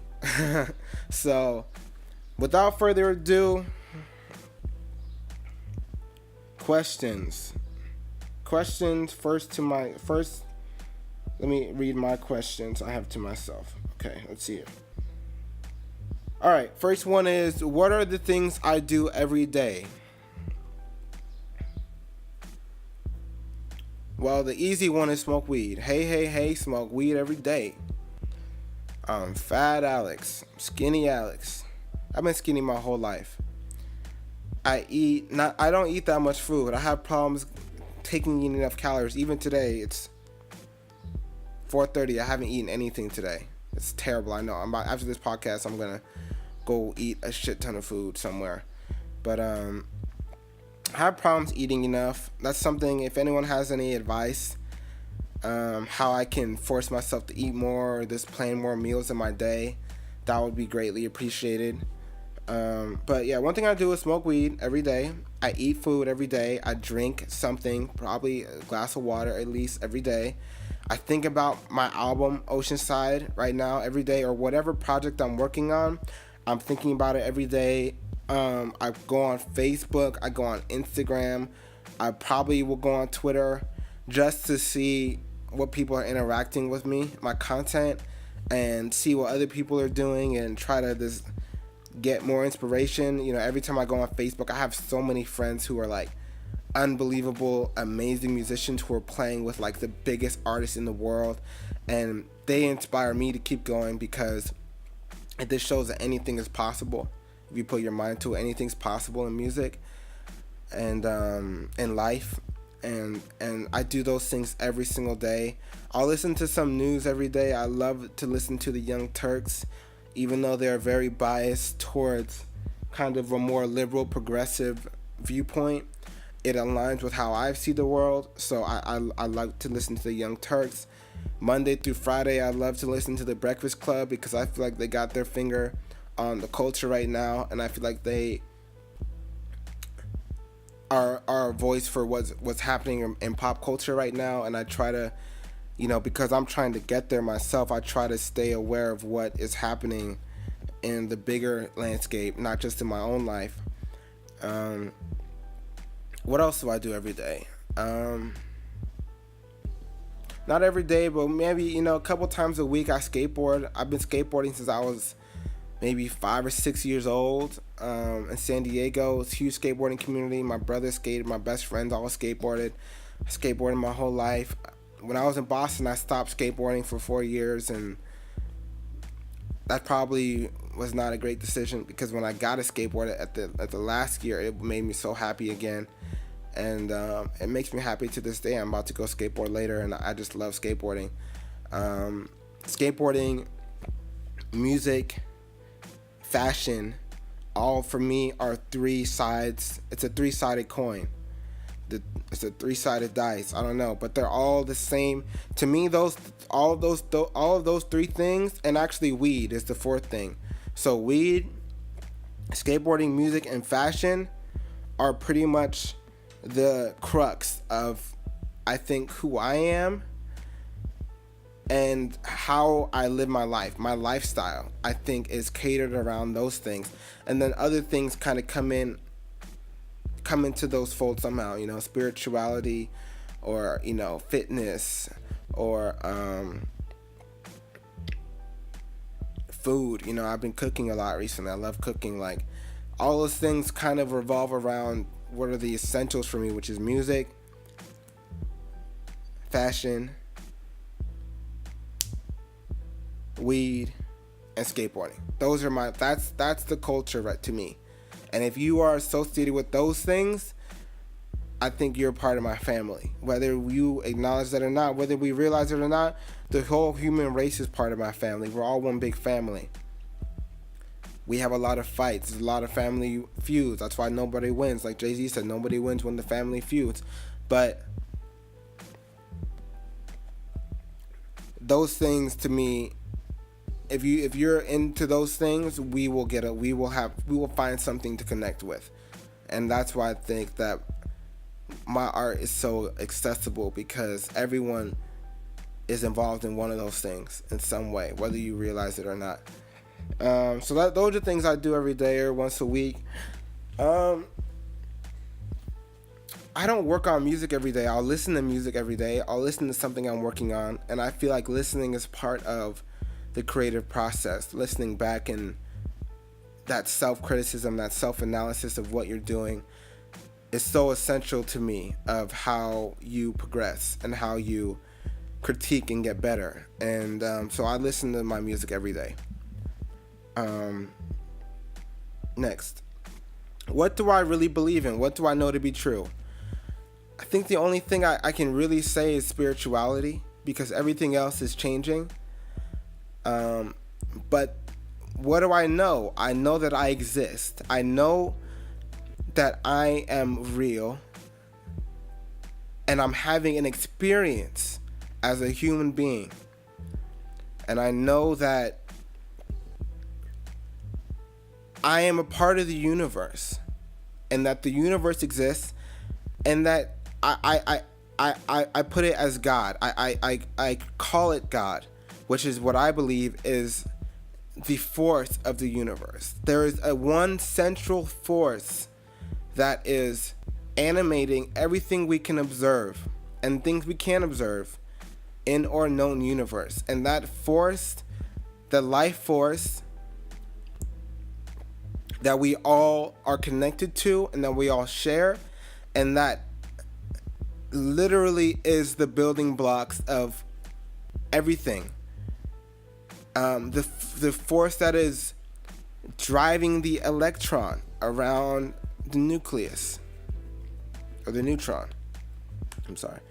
The force that is bringing the tide in and the tide out. The forces that are keeping our planet a certain distance from the sun, and the sun a certain distance from the center of the galaxy, and that galaxy a certain distance from the next galaxy. All of these forces which are constantly at work, these cosmic and microcosmic forces, are all one. It is one force. It is a central unifying force, which I call God. And I think that that is all that exists.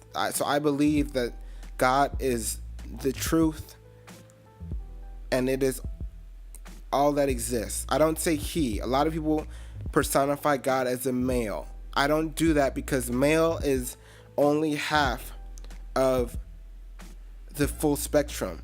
We live in a dualistic universe: positive, negative, hot, cold, light, dark, male, female. Everything is polarized. We define one thing based on its absence of another thing.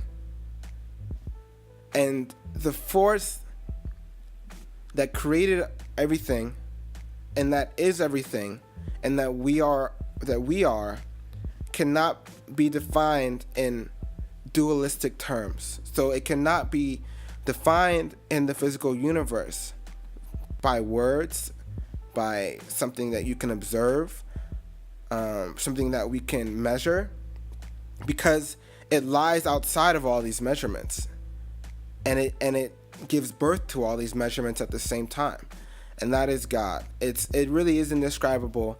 It really is something you can't quantify or explain, and I believe that force, that God, is me as much as it is you, as much as it is everything that we can perceive and we can't perceive. And it's something that I don't believe we're meant to fully understand the infinite from within the confines of a limited perception. So in a way, it's like, I don't think that the fish is really meant to understand the whole ocean. I don't think that the fish is really supposed to know even maybe that it's in an ocean, because it's a part of the ocean. And that's kind of how I see things with God. The fish is a differentiated part of what we think of as the ocean, which is the totality, right? Or a single droplet of water. You may not know you're in an ocean. You may just think I'm a single droplet of water. But you are connected and you're being driven by the current of the ocean. And that's how I view my connection to God, which is a personal connection. I don't need anyone or anything else to validate my understanding of my existence, which is connected to the existence of God, of the infinite, of something which we can't understand. So that's something I believe in, and I think that also drives my artistic pursuit, because I'm trying to express through my art something I can't express any other way, which is why I make music and why I do my art, is because I feel that there's certain things you can't explain through speaking or by showing. You have to create it and let other people discover it, and in that discovery, you may discover something about yourself and about how connected we are, and everything is connected, and in the eyes of an infinite being, which is God, which is what we are, outside of these very temporal shells and suits that we are currently experiencing life through, for God also, because God is experiencing himself through us, itself through us. God needs us to grow. I'm just going to leave it at that. All right. Where do you find your security? Immediately it's family, you know? I'm broke right now. I'm about to call my family for some money. I mean, outside of my family, God, the universe. Just knowing that I'm on my path and knowing that whatever hardship I'm going through is leading me to something greater. It's helping me in my own spiritual development. Understanding that is where I find my security. Besides that, my family. My family is the only people that will be there for me no matter what happens. No matter what happens, they will be there for me. No matter what I write on Twitter, or no matter what comes out about me later on, my family will be there for me. And that's why family is the most important thing we have. More important than money, cars, jewelry, any other type of relationship. Family takes precedent, in my opinion. My next question is, what bothers you and what are you doing about it? Right now, what bothers me? I would say the political landscape. The political judicial landscape in America is disgusting. It's sickening, it's depressing, it's discouraging, it's stupid, it's idiotic, it's irrational. It doesn't make sense. It does not make sense. And the more you try to make sense of it, the less it makes sense. And that really bothers me when I do think about it, which is pretty much every day. I spend some time thinking about that. What do I do about it? It's a combination of just trying to just do me, just to focus on my own life and my own community, which I think is something we can all do. Everything starts from home, and you have to build from where you are. So I've never trusted a politician or a government official to do anything for me. And so with that understanding, I'm trying to put myself in the best position to take care of myself and of my family and my loved ones. Because I can't rely on anyone in the government or in politics to do that. I also try to stay informed so I can be informed and to help spread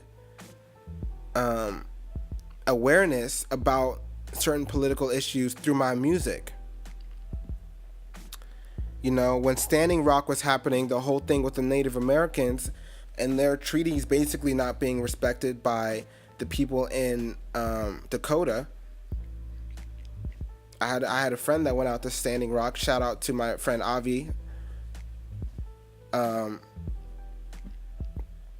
we have to be informed to speak about it. You know, if you're not informed and you try to speak about something, you end up coming across like Kanye, where he tries to say some stuff like slavery is a choice. I don't really hold that against Kanye. It just shows how uninformed he is and how out of touch he is. Or this shows how he's willing to say whatever to get a reaction from people. I don't know which one it shows, but back to what I was saying is you have to be informed to spread awareness, and I think that as an artist, it's our goal to help steer society in a more positive direction through our art, or to reflect the negative aspects of society in an attempt to spread light to those things, to shine light on the negative aspects so that we can, as a community, decide that that's not what we want. You know, you have to go through the Holocaust to decide this is not what we want. That's not how you treat people. And we cannot allow a dictator to get into that type of position to spread that type of hatred. Unfortunately, some people don't learn from history. And so aspects of our society are going to repeat the same mistakes that our ancestors made. So in terms of what am I doing about it, that's to be continued. You know, that's really to be continued. I'm trying to right now to get to a position of more influence so that I can, as I learn more about issues, I can spread more awareness to things that need to be talked about in the Black community, in just America and in the world. So that's it. What worries me? What worries you? That's a question. What worries me? I mean, I think the main thing is money, you know? I'm at a position where I don't have the money to live my life without stressing over money. And while I'm still in that position, naturally I'm going to stress about how I'm going to pay my bills. You know, I just got some money, then I had to spend over $300 getting my car fixed after I got in a car accident about 2 months ago, month and a half ago. I got rear-ended on the freeway. Car was busted up 2 weeks before I go on tour, a week before I go on tour, and I've had to spend a lot of money compensating for the fact that my car was not working. Now my car is in the shop. I had to spend money for that, for the rental car, and just, you know, waiting for the next check to come in, you know. So it's just constant. It's like constantly. When you're living check to check, I feel like you're gonna worry about money unless you're in some super Zen Buddhist state where you have no worries, you know, Hakuna Matata, and but I'm not there right now, and I'm very fortunate to be where I am, because it can be a lot worse. But at the same time, if I'm honestly speaking, what worries me, I think the only thing is really money. I'm in good health. My family's in good health. If my family was in poor health, which they have been, that would worry me. You know, I wrote the song Loved Ones from my album African American when my brother was in my hospital and my mother just got out of the hospital. And your family not being in good health is definitely a bigger worry than anything else for me. But when they are in good health, it's really much just money. I'm worried about, like I said, the whole political landscape, because rich people are getting richer, poor people are getting poorer, and I think we still, in America, I don't think we've even acknowledged a lot of the issues that are leading to this extreme wealth inequality, this extreme opioid addiction, this extreme miseducation of our youth, the extreme amount of gun violence, school shootings, mass murders. I don't think we've really acknowledged these issues, and I don't think we've addressed the fundamental causes of these issues. And I don't think we're ready to right now because we're too comfortable in how we're living.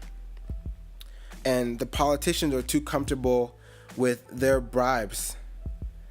And the corporations are too comfortable with their salaries and their bonuses to really address the fundamental issues that are keeping the wealthiest nation in the world the most disenfranchised nation, and a place where your freedoms can be taken from you like that as a black man, and where police are just getting away with murder.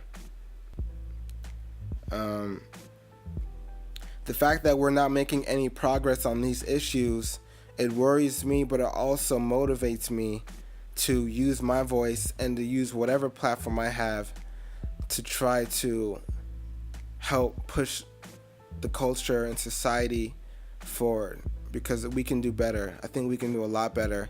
I think we're just beginning to see how much the information age of having the internet, everyone having access to Twitter and to YouTube, and I think we're just starting to see the impact this has on the young people who are able to get information like never before, straight from the source, not through the news media, which are all owned and, which are all very tightly controlled by a very small group of very rich billionaires. We're starting to break down that model, and I'm very hopeful in the next 10, 20 years, a lot of the systems in place keeping the disenfranchised will not be there. One of which I think is the Electoral College. The fact that Hillary Clinton, which I don't necessarily support her, but I think she's definitely clearly more qualified than our current president, Donald Trump. The fact that Hillary Clinton got 3 million more votes than Donald Trump and lost is a huge flaw in our system of how we elect people. And it shows that your vote doesn't really matter. Your vote does not really matter. Those 3 million people that voted for Hillary over Donald Trump, their vote doesn't matter because we have an electoral college system which gives a handful of representatives more power than 3 million registered voters. And until we can universally acknowledge that that's a problem, not just the young people who know how to use their brains, but everyone can see that's a problem, we're not going to fix it. And we're damn sure it's not going to get fixed by the congressmen and the senators that are currently being bribed to keep things the way they are. That worries me. The fact that we're still at war right now with multiple countries, and that we're dropping bombs on countries we have not declared war with, and that technically is a war crime. The fact that America is committing these war crimes, and it's okay. It's looked at as it's okay when we bomb Yemen, when we bomb Syria, when we bomb Lebanon, or when we do these things in Africa and in the Middle East, which if other countries were to do, we would say you're a war criminal. When we do it, it's okay.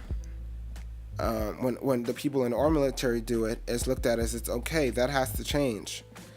That has to change. We have to stop giving people the pass for killing innocent people in a drone strike. Obama dropped more drone strikes than Bush by a lot. And he did not prosecute anyone who admitted to torturing people in the CIA. Those are two huge problems, and that worries me, because if Obama says it's okay for people in the CIA to drone strike and kill people who are innocent in other countries, and to torture people in other countries and domestically, what's Trump gonna do?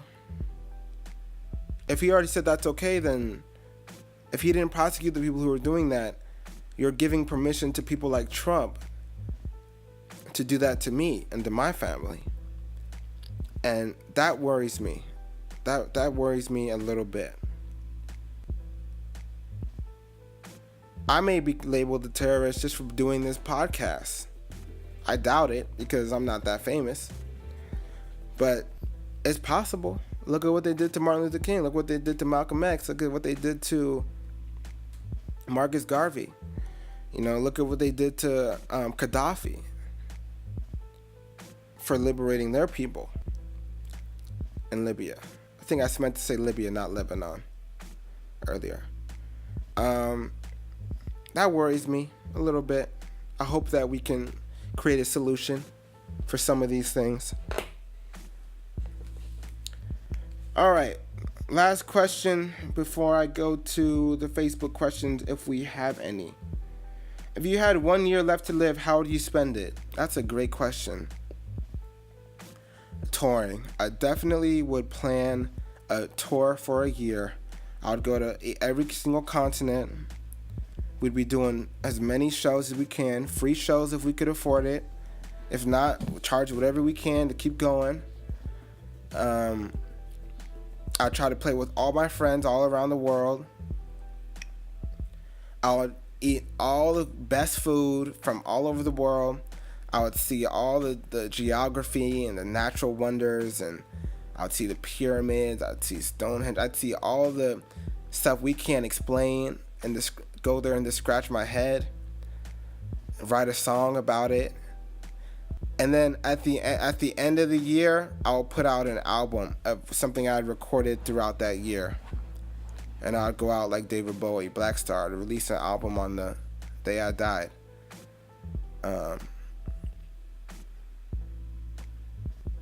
And yeah, it would be called something like One Trip Around the Sun. That would be how I spent my last year. Traveling, recording music, performing, eating good food. That would be the way to go out. And on that note, that's how I want to try to spend the rest of my life. Because we should all be living like we have a year left to live. Not really plan for the future, but I mean, you should be enjoying every day, because you never know what's going to be your last day. And on that note, Facebook questions, that would have been a good place to end the podcast. But we're going to hop over to the Facebook questions. Okay, I got 2 questions. All right, here we go.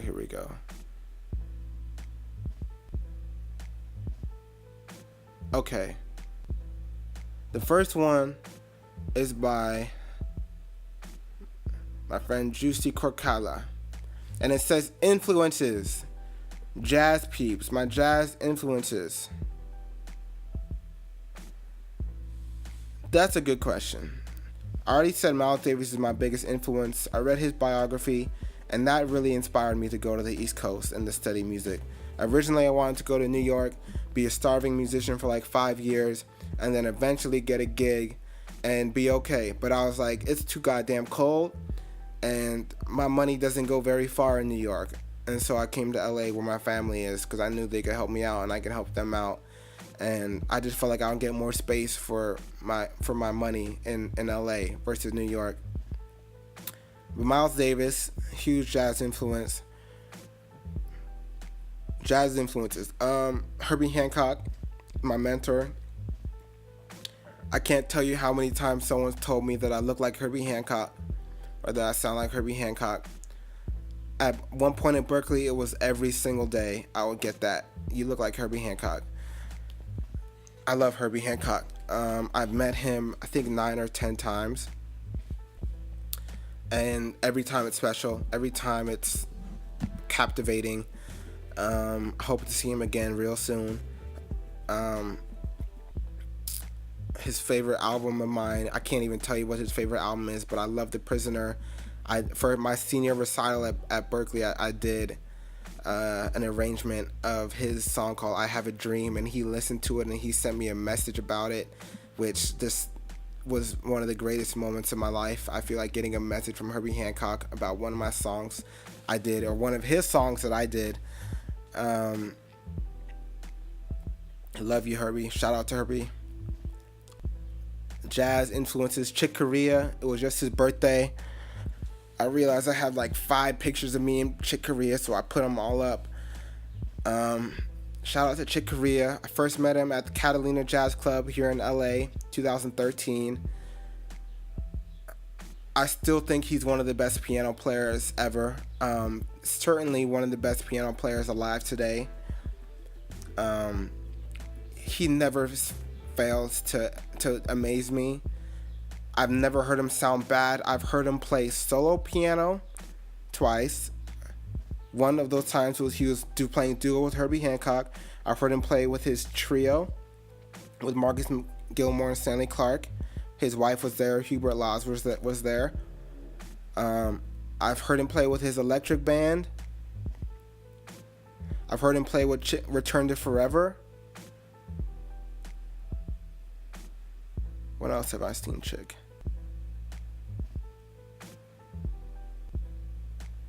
And I've heard him play with his band called The Vigil 6 times. I've met Chick 6 times. I also spent my 21st birthday with Chick Corea at the Blue Note. Very special. I'll always remember that. My very first legal time going to a club was the Blue Note. Legendary with Chick Corea. Shout out to Chick Corea. Another big jazz influence, Keith Jarrett, the piano player. I saw him play an improvised concert solo piano at Carnegie Hall with my friend Georgi, who is another amazing piano player. Keith Jarrett is the deepest piano player to me. Keith Jarrett has the best tone, and he conveys the most emotion through the piano. And so he really helped me in terms of like being raw and just expressing the emotion you're feeling in the moment, how to translate that through the instrument, through the recording. That was Keith Jarrett for me, and I will never forget the time I got to see him. McCoy Tyner, I got to meet McCoy Tyner in Japan. He played with the legendary John Coltrane Quartet. John Coltrane is probably my favorite overall jazz musician besides Miles Davis. They're kind of like tied because his tone and his spirituality are so radiant, especially in his later years. A Love Supreme, I transcribed the whole thing, and I used to play that like almost every single day, along with the recording, and I just love hearing John Coltrane. His ideas are so fascinating to me. His tone is so fascinating, and he just represents like someone who can play anything. I look at John Coltrane as someone who, in his peak, he really stretched the boundaries of what was possible on the saxophone. But anyways, McCoy Tyner, I got to meet him. I got to hear him in Japan, my very first day in Tokyo. My band UFO, we went to the Blue Note. We were all on the guest list. Just that was special. Seeing McCoy Tyner being on the guest list in Japan was just like, how the hell did I get here? Shout out to Joe Lovano, who put us on the guest list. Another one of my favorite musicians from this era. I can talk about my jazz influences for such a long time because it's like there's generations, you know. There's like everything up to 1960, then there's 1960 up to like 2000, and then there's the people I like who are doing it now. And yeah, that's how I'll break it down. Pre-1960s jazz influences: Miles Davis, obviously. John Coltrane, obviously. They both kind of go across that gap. The 1960s, post 1960s. And I'm talking about people I personally love, not just everyone who's out there. Um, in terms of writing, Duke Ellington goes without saying, especially his later recordings. I think Duke Ellington was one of the first musicians to really incorporate music from all over the world into his music. Dizzy Gillespie, another person to really incorporate Latin music and incorporate Afro-Cuban music and music from all over the world into his music. Charlie Parker kind of goes without saying. He really helped write the language that we know as bebop. And as a saxophone player and as a musician, I think he probably is technically the best saxophone player in terms of like how fluid he was on the instrument. Charlie Parker is what made me think of playing jazz as communication, as a language. It's not just random licks, it's not just sound, it's a language. The same way I'm speaking English right now, jazz is a language which you communicate with other people who are knowledgeable. Charlie Parker opened me up to that. Thelonious Monk. Thelonious Monk, to me, is the most brilliant musician who's ever lived. In terms of where the music was before and after, I think the only person next to Monk, for me, is Bach. Johann Sebastian Bach was a genius, it goes without saying. His writing speaks for itself. Thelonious Monk, for me, is also a genius of the same caliber, but in a different era. He was a master of dissonance and a master of space, and also a master of humor, like how to put humor into music, how to create a story in within a song that you can come back to. How to play using the elements of the song that are already there. How to do theme and variations within a jazz context. That to me is Thelonious Monk. And then besides that, you know, he gave us so many compositions which define the jazz repertoire. The most notable one is Roundabout Midnight, which to me it's a classical jazz song. It's putting all the elements of music into a jazz recording that we all know and love.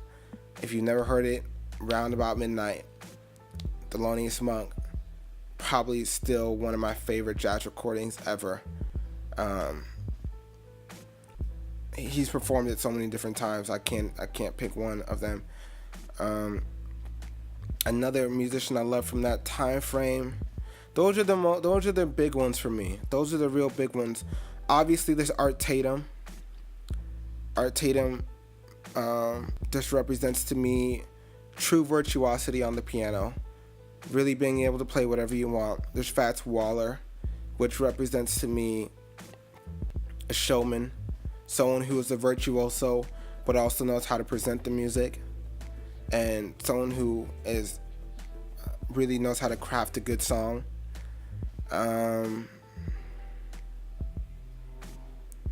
Ahmad Jamal, he was very influential for Miles Davis, which in turn made him very influential for me.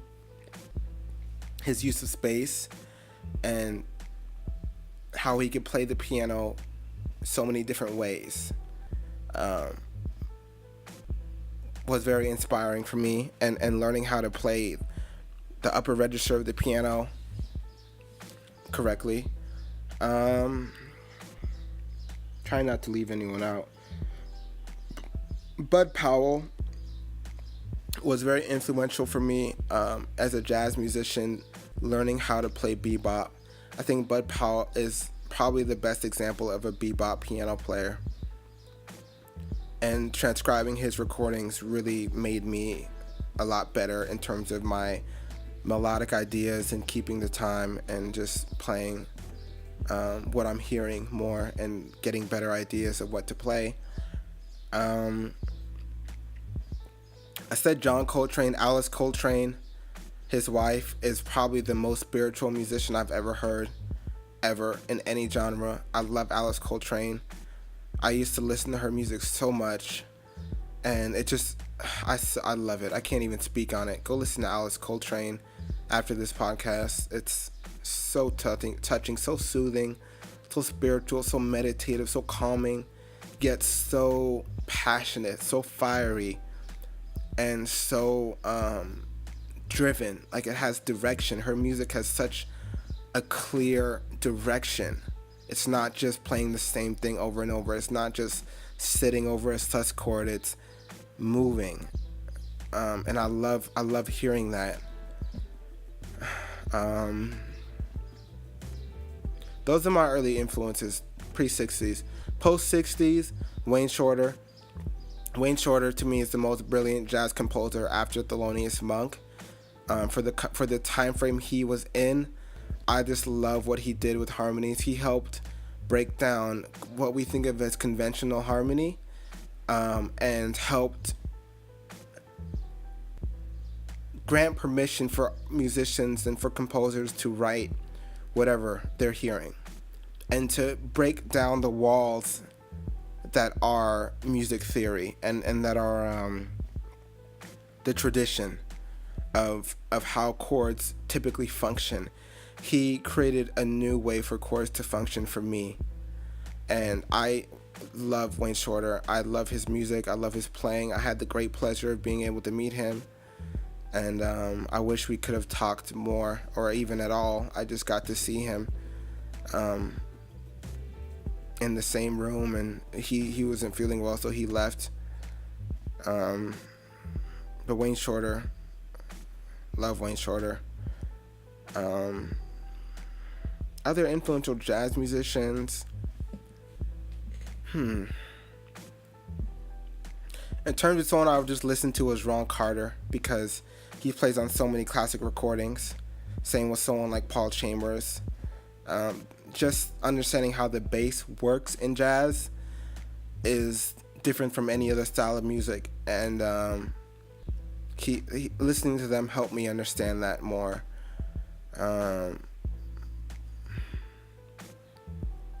I'm really trying to think. In terms of piano, Mulgrew Miller. Mulgrew Miller, I think, was the bridge between the school of Oscar Peterson, of playing very well in the traditional way, and the school of Herbie Hancock, or playing in the modern way. Or maybe that's not a good person to say, because Herbie's newer. Maybe someone like Robert Glasper, or someone like I don't know, someone who plays more modern, Gerald Clayton or something. Mulgrew, I think, really helped create the modern language that we think of now.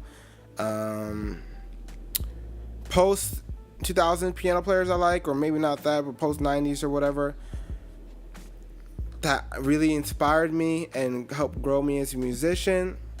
There's a lot, because a lot of musicians have been doing a whole new type of thing. The most notable I can think of right now, Robert Glasper, which I've already talked about, so I'm just gonna leave it at that. Robert Glasper, Christian Scott, who I met when I very first got to Berklee. I got to play with Christian Scott at this workshop he was doing. He immediately became my favorite trumpet player, and he still is my favorite trumpet player. He is such a inspiring person.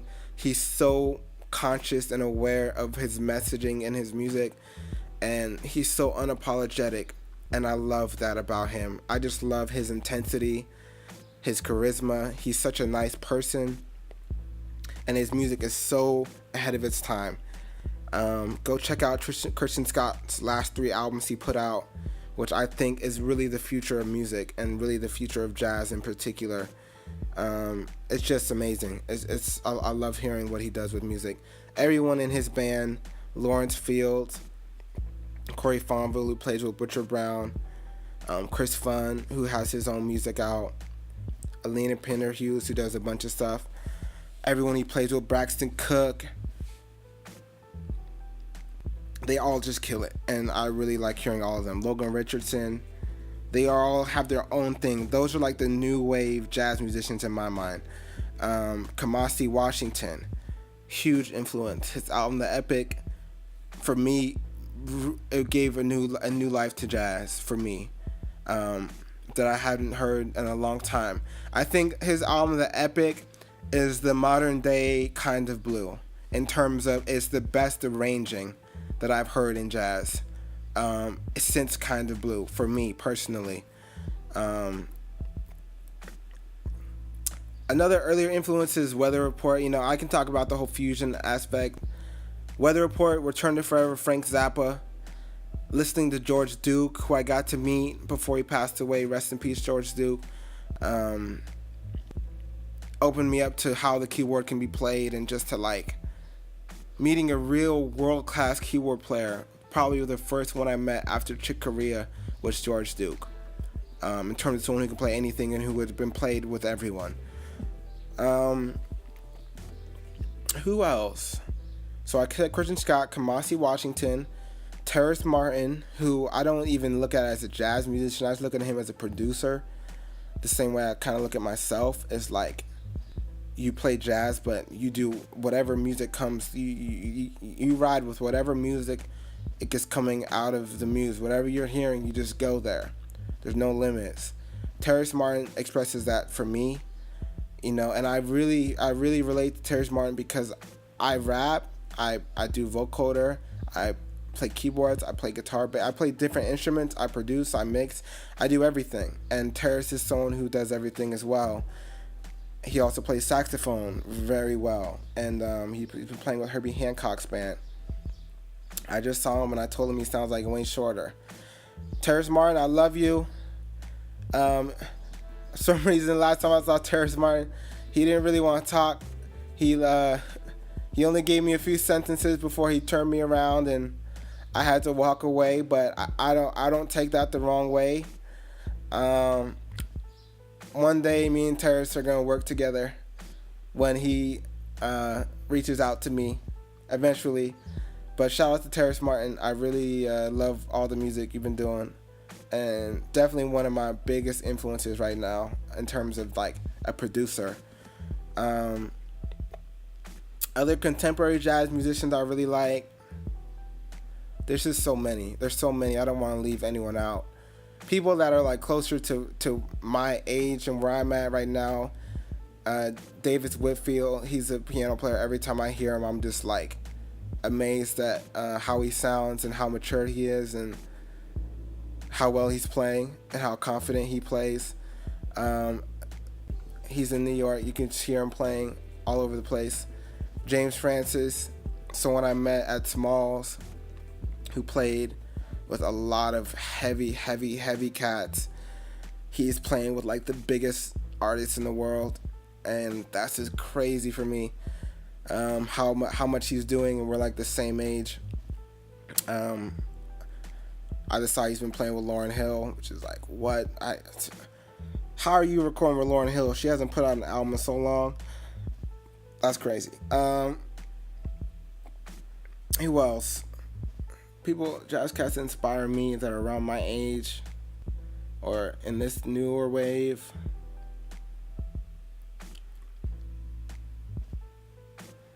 I'm going to just leave it at that for right now. I'm going to leave it there. I mean, I'm not trying to leave anyone out. There's so many people that inspire me that are like around my age, mostly that I went to school with and that are doing stuff around right now or that are in New York. I just feel like if I mention one person, I have to mention like everyone. Otherwise, I'm going to feel like I left people out. But y'all know who you are. Y'all know who you are, and just keep doing what you're doing. And if you really want to shout out, send me an email or hit me up, and I will shout you out. And I will share your music, because that's what this platform is about, sharing the other artists who are doing dope stuff. All right, well, that's all the jazz cats I'm going to mention right now. I'm sure I left out like 1,000 people, but we're just going to leave it there. So, next comment is from my spiritual auntie, Cherie Denard, which is asking me about the album I'm a part of with Kenwood Denard, which I think is a good thing to talk about. So one of my mentors, the guy who introduced me to Buddhism, Nichiren Buddhism, and the guy who also introduced me to Herbie Hancock, I mean physically I knew who he was, but who actually gave me that introduction to him, is my friend Kenwood Denard, my mentor, my my spiritual uncle, my shakubuku. I mean, the guy who got me into Buddhism. Such an important person in my life. I'm very, very fortunate and humbled to be a part of his album called the Meta Jam All Stars, which is coming out in this September. It features a lot of Kenwood's music, and it's an amazing record. I had the very great honor of playing on it, playing some Rhodes, I'm playing synthesizer. I'm playing some like Yamaha DX, I think, on it. Got some old school sounds. I'm playing like Mellotron. I'm playing like Wurlitz. Am I playing Wurlitz? No, I'm just playing Rhodes on it. Playing piano, and I'm playing I'm playing the thing called what is it called? I'm playing some weird synthesizer instruments. I don't even remember what the theremin. I think it's called theremin. I'm playing on it. Bunch of cool instruments are on this record. So excited to perform it live and to hear how it sounds. Also has some very, very heavy cats on it. Rest in peace, Delmar Brown, the amazing keyboard player who I got to meet and work with very shortly. Such a great cat. Played with Miles Davis. So anyways, this dude Kenwood. People don't really know Kenwood Denard as well as I think he should be known, which is kind of speaks back to what I was talking about earlier, which is like a lot of people aren't really recognized for the work they do out here. Also, I forgot a couple more influential people. Shout out to Marcus Strickland. Shout out to Chris Dave. Two musicians that I always listen to and look for inspiration in their music. Shout out to Ralph Peterson. Shout out to Terry Lynn Carrington. So many influential people. I love listening to their music, and I love like just hearing them. I love hearing them live and everything like that.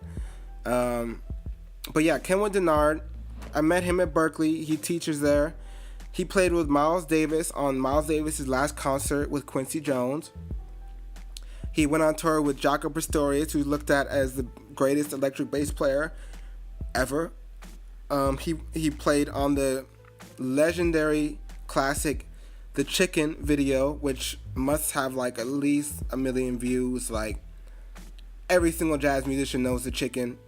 And the version you heard, Kenwood was playing the drums. He was holding down that pocket.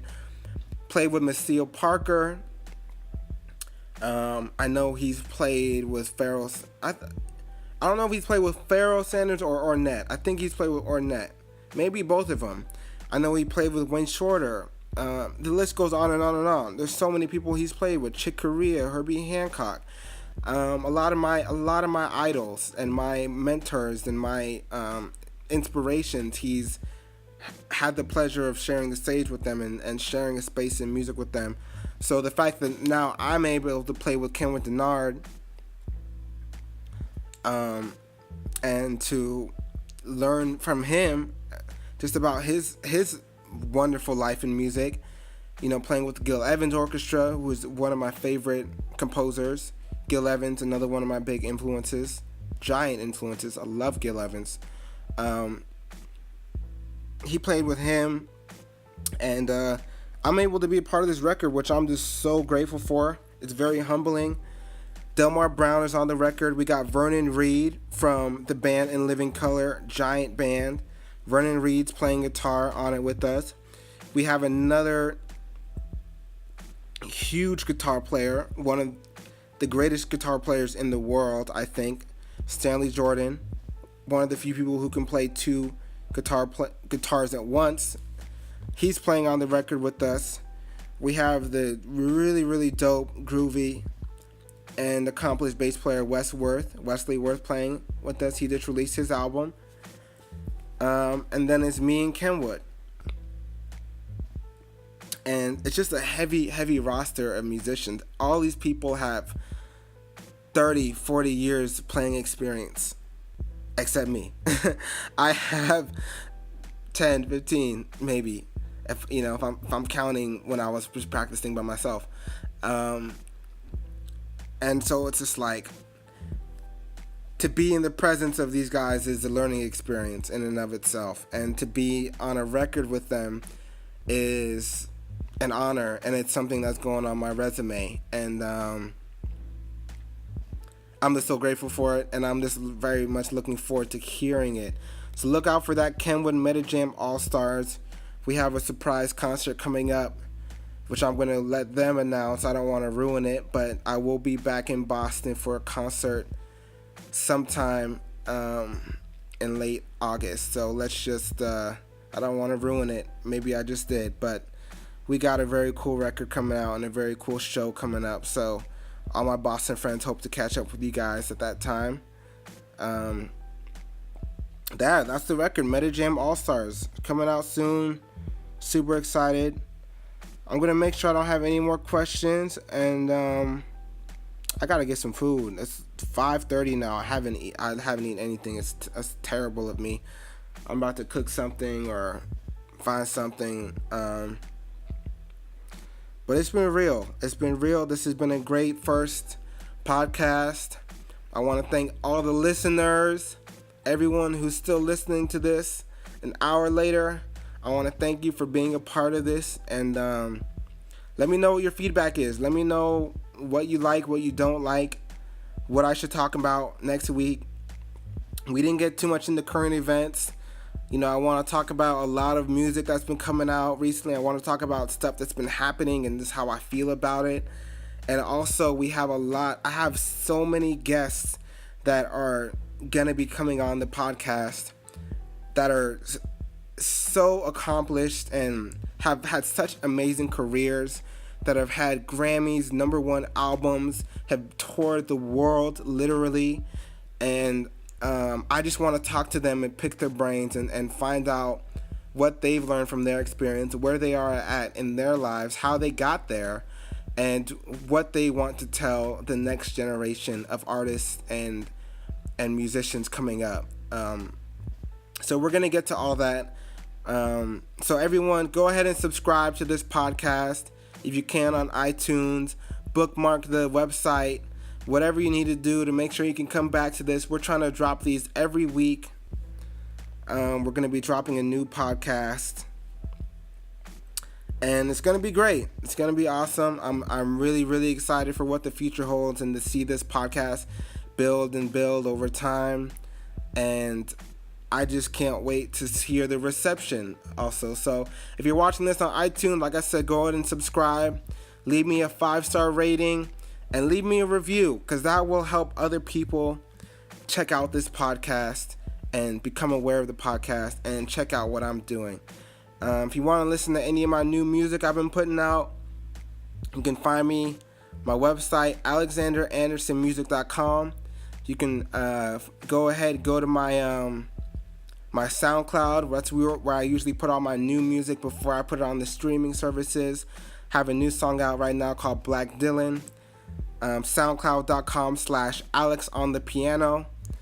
We also have 2 new music videos coming out. We got the Purple Clouds music video, which is processing as I speak. And then we have the Skateboard A video, which is, I'm just going to go ahead and say, I think that's probably going to be the biggest song I put out this year, Skateboard A. It's been going crazy at the skate parks. It's been going crazy on the African American tour. And I can't wait for everyone to see the video and to share it. We also have the African American tour video coming out soon. And we got a music video for Homegrown dropping around the same time. So we got a lot of content. You know, I'm trying to build more content for all the listeners. And we're just going to keep it going, all right? So much love. Everyone have a wonderful day. Live free and prosper. And that's it. That's a wrap, baby.